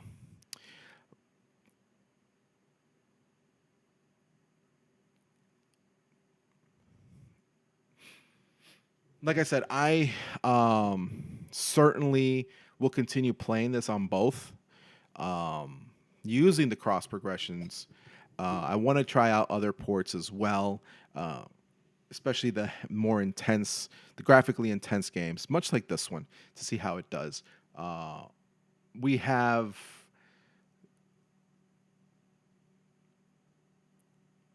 like I said, Elden Ring. I know that there was a port for there's a Switch 2 version of Yakuza 0, like I mentioned before, that we want to try. I know that both the Kiwamis are coming out for the Switch 2, Kiwami 1 and Kiwami 2 of Yakuza. So we'll see how those run. So let me know what you guys think on what you've seen here, But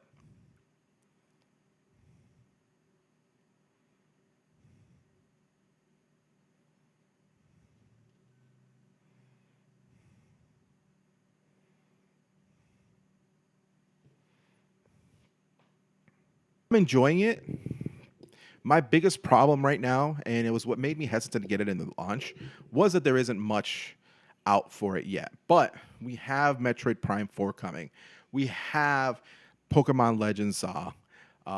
We have a plethora of games coming out. I know that in September we're getting the Ivalice Chronicles for the Final Fantasy Tactics Ivalice Chronicles. We have Octopath Traveler 0 coming out. There's plenty of games coming out that are geared towards the Switch. We have Kirby Air Riders, like we just talked about. So there's a lot of games that are going to be coming out this year. I feel that their launch was not to the caliber that I'm used to. We do have Donkey Kong Bonanza, which I do own. I have that. We'll be talking about that in a future episode. So what are your thoughts on the Switch 2 so far, if you have one? Or what are your thoughts on what you've seen here? So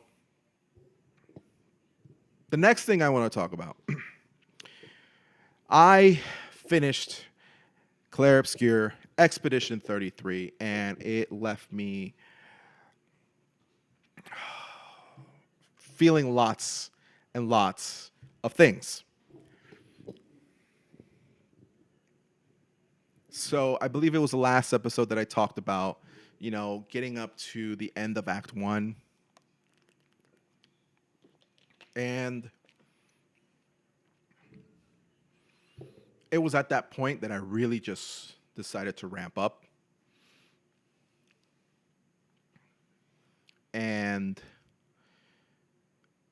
get more ahead. I wanted to finish the game before Snake Eater came out. So did I explore everything? No. But I did get sucked in. It sucked me in. And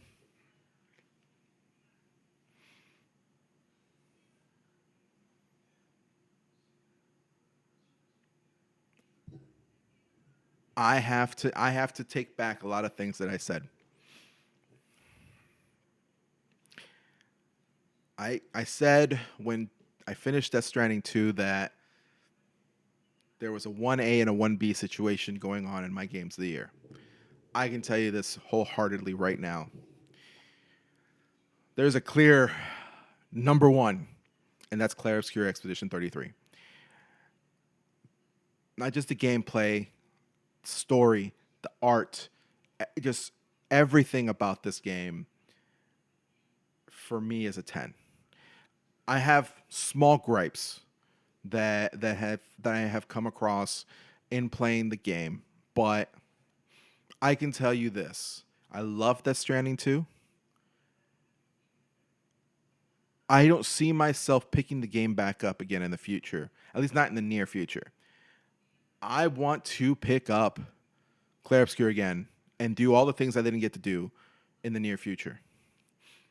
The story captivated me. The writing, the voiceover work, the performances that we had, the story, the combat, and how it evolved. Once you really start to understand the combat system and the upgrades, I mean, I had notes of different franchises throughout the game of Persona and we had I felt that there was some stuff. There was a lot of things that I felt related to Final Fantasy, especially 7 and 8 as well. Final Fantasy 10. The grid system of upgrade of powers, reminiscent to the sphere grid of 10. The Pictos I felt were reminiscent of like materia and the junction system in 8, materia from 7. There was just a lot of different aspects of the game that made me think of other games, but still made it its own thing and its own unique thing. So it's a 10 out of 10. My biggest problem was the map and lack thereof. Overworld, big map, awesome. In the game itself, in the areas, you didn't get a mini map. You couldn't, like, there were times where I found myself running in circles because I didn't know where I was going, because I kept going around in the same loop, not realizing I was going around in the same loop. So because there was no map to direct me of where not even where I should be going, but where I've already been and where I need to go, where I should go, where it's suggested I should go. I know I missed a lot of things throughout the game that I need to go to, but overall, it's a beautiful game. So with that said, I'm letting you know right now, spoilers, okay? 'Cause I want to talk about the story. I want to talk about this game in depth.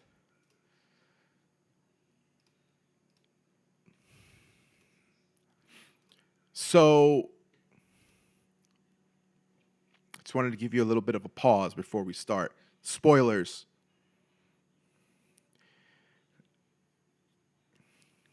We're in this world, and we start out in Lumiere on the day of the Gommage. And we saw a lot of that in my initial talk of the game. The Gommage occurs. Sophie, Gustav's love, has turned 33. The Paintress has counted down from 34 to 33, and therefore Sophie, along with everyone else in town that is 33 and over, are erased from existence. The expedition, which is Expedition 33, sets out. That includes Gustav, Mael, Lune, CL, all travel along with the rest of the expedition across the sea to try and stop the Paintress, as many expeditions have done before. Shortly after they land, they get obliterated by this an old white-haired man with an army of different creatures. And at the time you're playing as Gustav and you survive the attack, you eventually are able to locate Lune and Mael and CL, who were the only other survivors of this expedition. And Mael starts experiencing visions of the white-haired man and a masked girl. And these visions kind of imply that the masked girl is to blame for some sort of thing that occurred. we are trying to cross another sea to reach the Paintress. And, we meet the Gestrels, which are these adorable little creatures. And then, we meet Eskie, who's this creature who has the ability to swim through the sea, and he's a large being. He's just this huge guy, this huge creature that we basically are able to ride on the sea. And we have to gather these stones for him.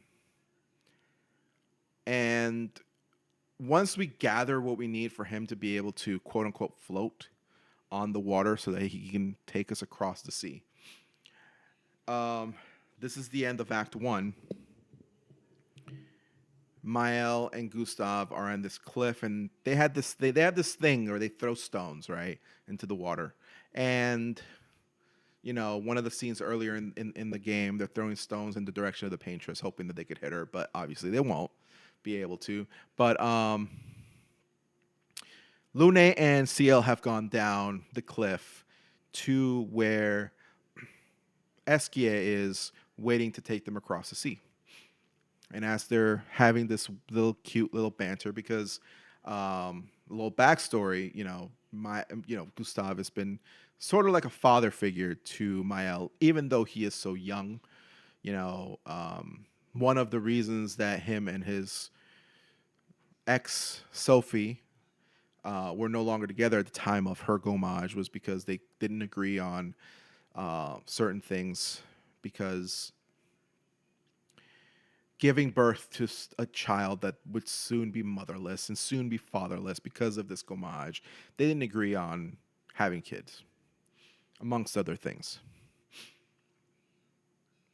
But Mael, who lost her parents at an early age, went from family to family until finally Gustav's and his sister, who's like the mayor, if I remember correctly, of the town.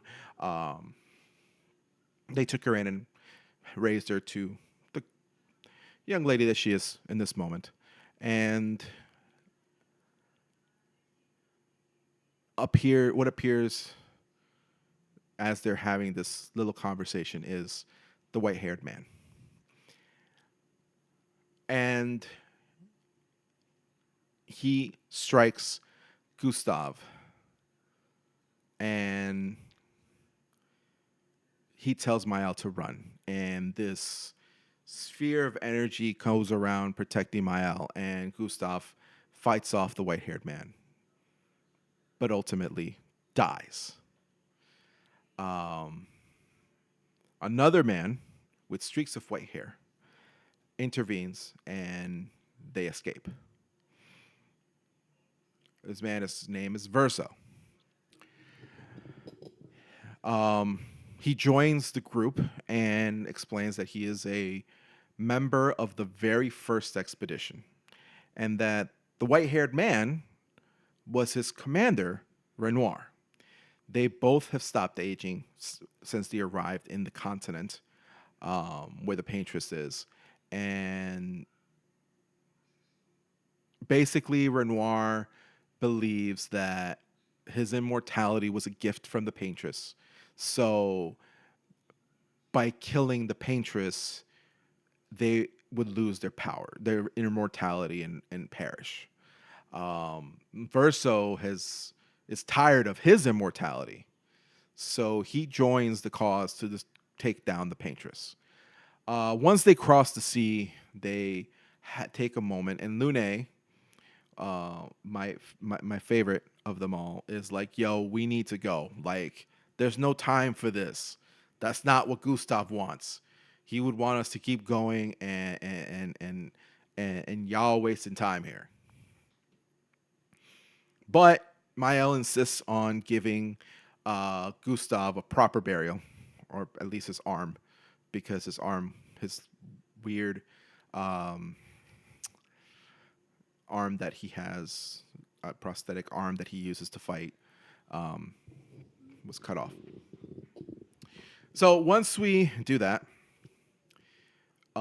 we go and recruit Minoko, a friend of Verso's, who is one of the Gestrels, I believe. But he speaks English. The Gestrels don't really speak very well. But Minoko was taught by Verso because they've known each other forever and a day. And we reach a point where we decide to go to old Lumiere, the Lumiere that exists in this side of on the continent that had a piece broken off, and is where Lumiere that we know, that we come from, exists.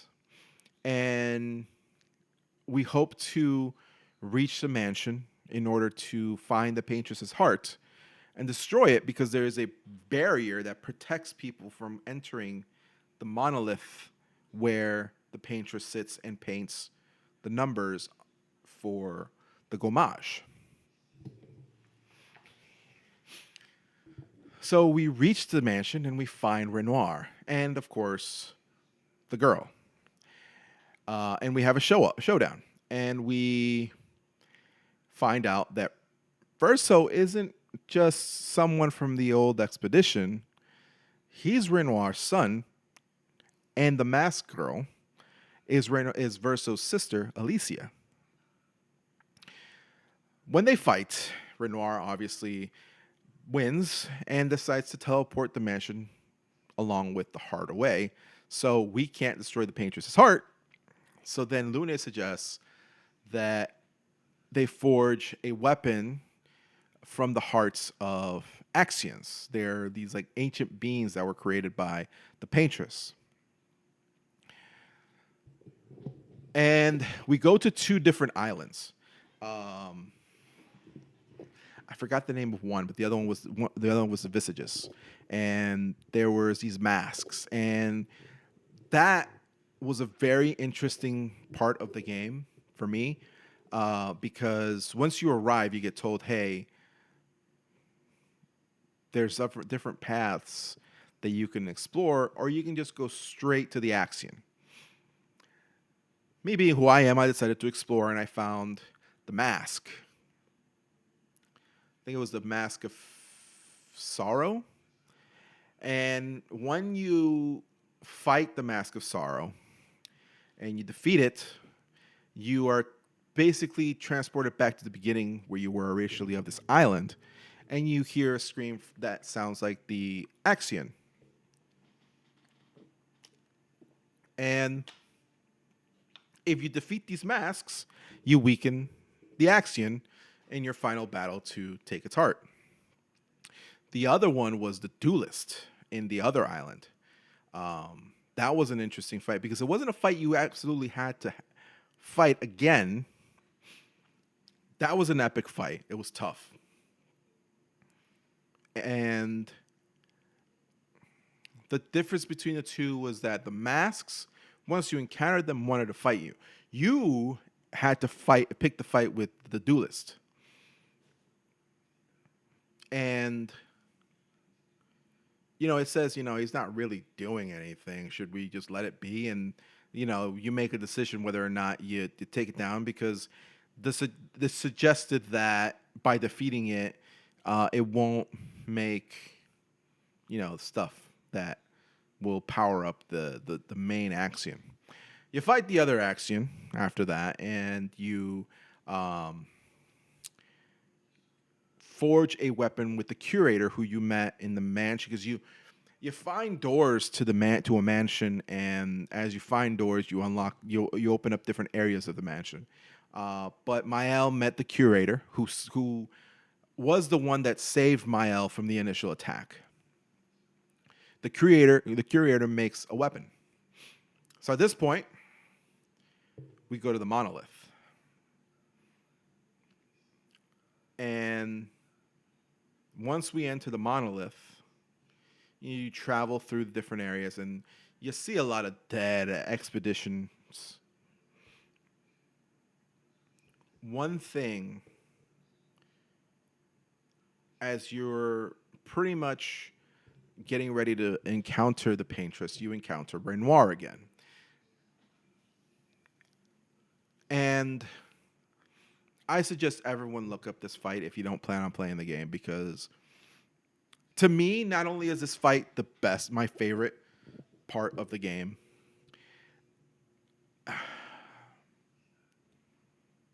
it's the lead up, the setup, the cinematics, but the music, that song, there was a feeling that it gave me. The fight, entering that fight, you encounter, and there's an exchange between Renoir and Verso, and ultimately he says, "No, I'm going to do this." Verso says to Renoir, as Renoir tries to convince him to stop this, and he looks, and Verso looks at Mael and says, "Look, we only need to incapacitate him." And Mael, in her anger and search for revenge, looks at Verso and says, "We will find a way to kill him." And as she says this, the music starts to swell up, and you go into the fight, and this music just gave me chills. It gave me chills. It gave me goosebumps. And as it went on, it hyped me up for the fight. It is, like I said, the music in this game, for one, has been amazing. But this particular one, I'm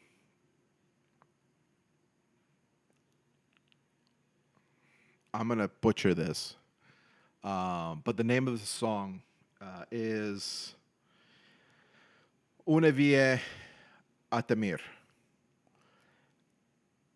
So, composed by Laurent Testard, who is the composer for this entire album and this entire soundtrack. And I would go as far as to say it's one of the greatest soundtracks in video games, along with Alice Duport and Victor Borba. And if you really listen to the song, it's in French, but if you look up the lyrics, it's kind of like a conversation that's happening between Renoir and Aline, who we find out is the name of the Paintress, who is the mother of Verso, Alicia, and the wife of Renoir.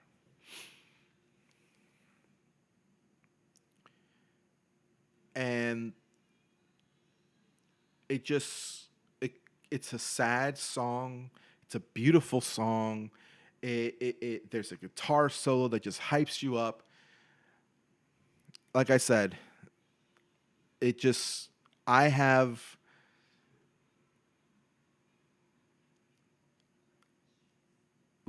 been listening to the song for a very long time now. Just continuously comes back up since I played that battle, just because it was so amazing. The soundtrack, like I said, is amazing. But I digress.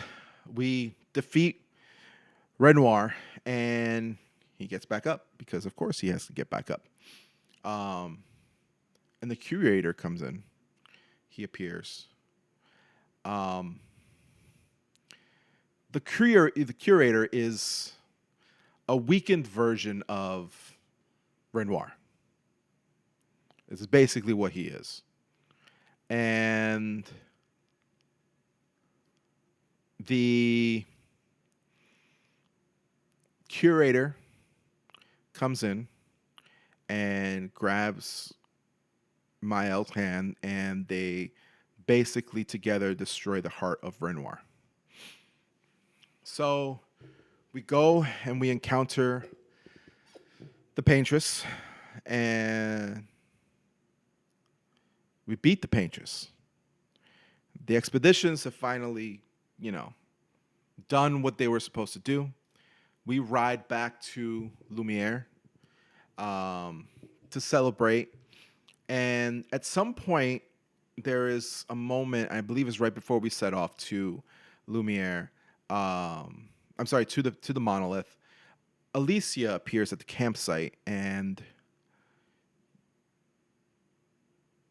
gives a letter to Verso, who does not open it. Well, once we're celebrating at Lumiere, Verso comes to the edge of the water and decides to open the letter. And in reality, the letter was not directed to him. It was directed to Mael.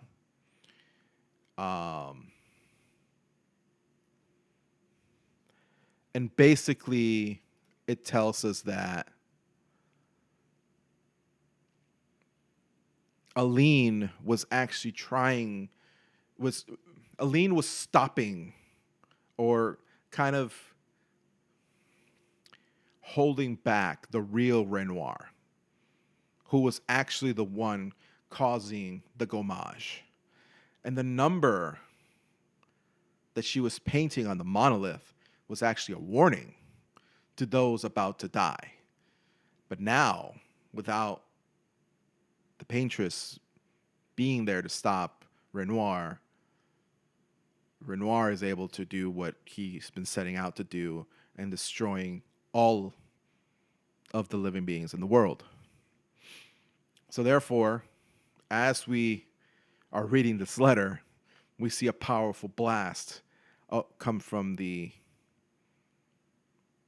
monolith, and it sweeps through Lumiere, and everyone gommages.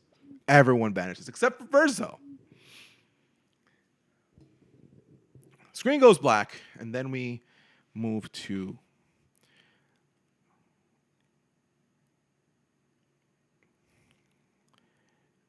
we wake up in this like weird state. And it's Mael, but it's not Mael. It's revealed to be Alicia. And we come to find out that Alicia, Verso, and Aline and Renoir are all individuals with magic abilities called painters, who are at war with writers. And they are the painters of the Desandre family. And they have the ability to create worlds with these magical canvases. So where we currently are in this scene is a flashback. And it's outside of this world that we've been exploring. The incident that everyone always alludes to in the flashbacks or in the visions that Mael was seeing was the fact that the real Verso died, saving Alicia from a fire. And Alicia was left disfigured and mute. The fire, if it's led to believe that everyone blames Alicia because she was manipulated by the writers and that they were responsible for the fire that killed Verso. In the grieving of her son, Aline enters a canvas that Verso had created. And it contained Lumiere, and it contained painted copies of Verso, Alicia, and Renoir. The real Renoir is trying to destroy the canvas for Aline so that she can move on, and then he can bring her home. But against her powers, the only thing he could only gradually destroy parts of this painting. Alicia's older sister, Clair, who bears a striking resemblance to Ciel. By the way, that was the whole thing. Alicia looks like Mael, and there was always this weird thing. Clair advises Alicia to enter the canvas and destroy it so that their family can focus on their war with the writers. And Alicia goes through with it. But when she enters the paintress, she becomes Mael. and does not remember that she was this individual out in a, with powers. When Mael was Gomage, Alicia regains her memories and awakens in what's left of Lumiere. And she reunites with Verso, who has been trying to get rid of the paintress, Aline, his mother, so that he can end his immortality. And they decide to take on Renoir, the real Renoir this time. And Alicia, with her newfound powers, encounters her father, and she tries to convince him not to destroy this world.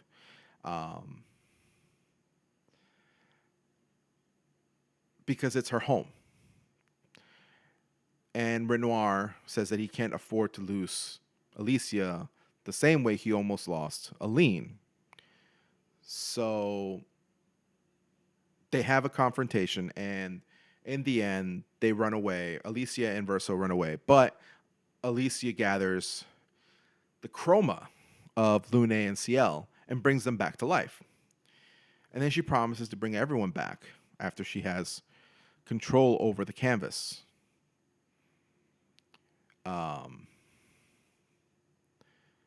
Lune confronts Verso because he knew that defeating the Paintress would destroy the world and didn't tell them.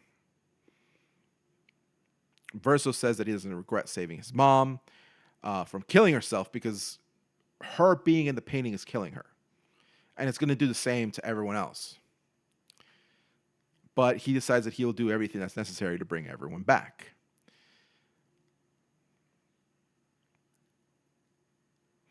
So Alicia, the plan is for Alicia to go back to Lumiere with the expedition, and they decide they're going to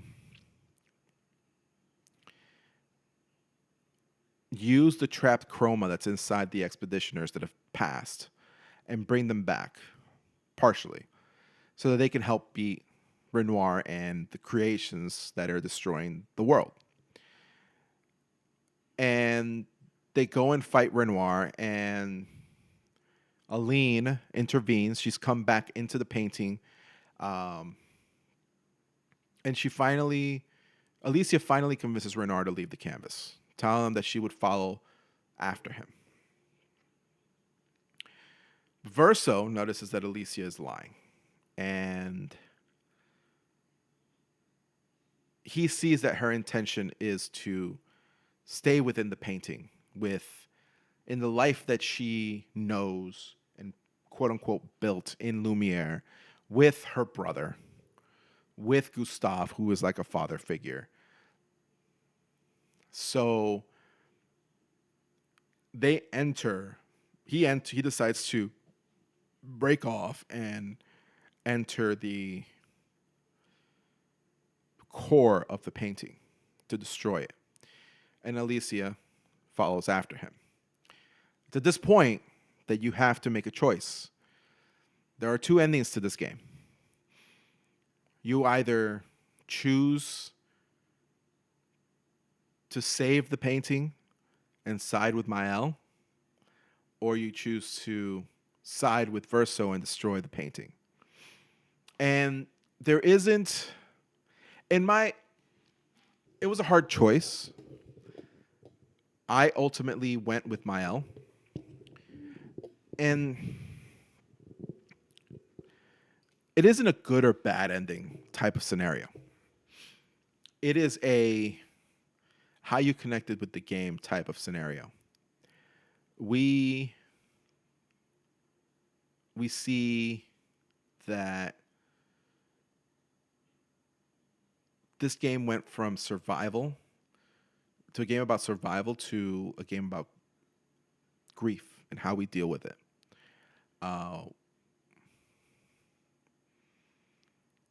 Aline has chosen to live in a world where her son is alive, but it's not really her son. a world that her son created. Because everything in this world was created by Verso. Not the Verso that we know now, because this is just a painted version of Verso that exists in this painting, in this canvas. Mael wants to keep this world alive. Verso wants to destroy it because he's grown tired of his immortality, but more so, he wants his family to move on. Because while, yes, he may just be a painted version of this individual that passed away,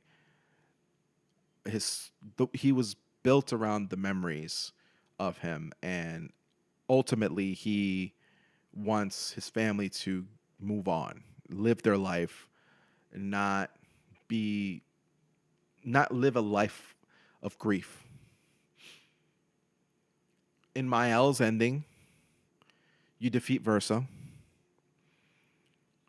We keep the painting alive, and she remains inside the painting. We appear back in Lumiere. Everyone's come back. CL, who was married at one time and lost her husband, has her husband back now. We enter a opera house, it looks like, and we go and sit, and we see, if you look right above, you see a painting of Gustav and Sophie, that is drawn earlier in the beginning of the game, and you see that they're both back alive. SK, Minoko, everyone's there. And they all sit down and they go and see, and out comes Verso. And he's come up to a piano, and he's going to play and give this performance. And for a moment, it seems like he's fighting it, and he hits the wrong note, but then he commences his performance. And it closes out with them looking at Alicia, who is becoming disfigured again, and her eyes are like leaking golden tears, I think it was, and it was like, you can tell that the being in the painting, it's taking its toll on her, and that's how she's gonna go. I went back and I watched Verso's ending, and in Verso's ending, he defeats Mael and ejects her from the painting and destroys the canvas. What you see is the family having gathered round a memorial for Verso outside in the real world, outside of the mansion that we tend to frequent in the game. And Maya, Alicia, disfigured as she is, holding a doll that looks like SK. And I learned later on that Minoko and SK were based off of their family pets. Which made it even more sad because they were Verso's best friends. They are gathered around this headstone with his name on it, and they look forward, and Mael looks forward, and she sees the expedition. Eskie and Minoko and Lune and Ciel and Gustav and Sophie, all of them, everybody, as they wave goodbye to her and fade away, thus ending the cycle of grief that they have been going through for so long since Verso's death. And that's the end. And it's a beautiful story of how individuals handle grief and how lost you can get in the art, which is not a bad thing, not a good thing. It's the perception of it all, like how a mother grieved her son and dove into a world he created so that she could feel close to him now that he's gone. How a sister does the same. how a father is trying to help them through this hard, tough time of grief, while also within his own grief. But also knowing that there's a whole other world out there that they need to pretty much get back to, and it's just everything about this game is amazing. Everything about this game is fantastic, and I would put this on my list of greatest games of all time. The soundtrack is amazing, and I feel that everyone should play this game. Period. If you're not a video game player, there's plenty of videos out there that play through the entire story and probably do it a lot more justice than I did here. I know I missed a lot. I know there are areas that I didn't visit, bosses that I didn't fight. I want to go back. I want to go back and run it through again, and especially now that I have a better understanding on the Pictos and how all that works, I want to continue to explore that world. And I gotta say, for a very small studio, these individuals poured their hearts into this game, and you can tell. And I'm saying this right now, and I'm saying it now because there's a game coming out that could very well derail this, and I don't feel that it should. Clair Obscur Expedition 33 should win Game of the Year at the Game Awards and all the games of the year this year. Not Death Stranding 2. Not Hollow Knight Silk Song. Not Ghost of Yotei. Not Donkey Kong Bonanza. None of those.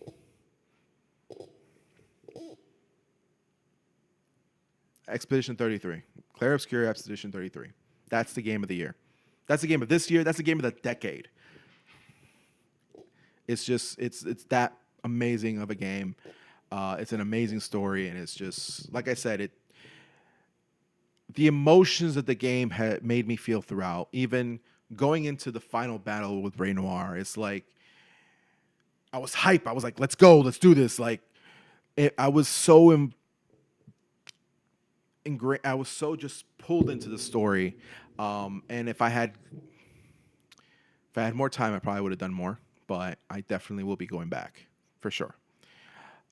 With that said, we've come to the end of the show, and I thank you all again for your support. We're going to be talking about a lot more things here in the near future. We got Metal Gear Solid Delta coming out. We're going to be talking about Donkey Kong Bonanza. Tell me your thoughts. Tell me on everything we've covered, especially Expedition 33. And I will see you on the next one. As always, be good or be good at it.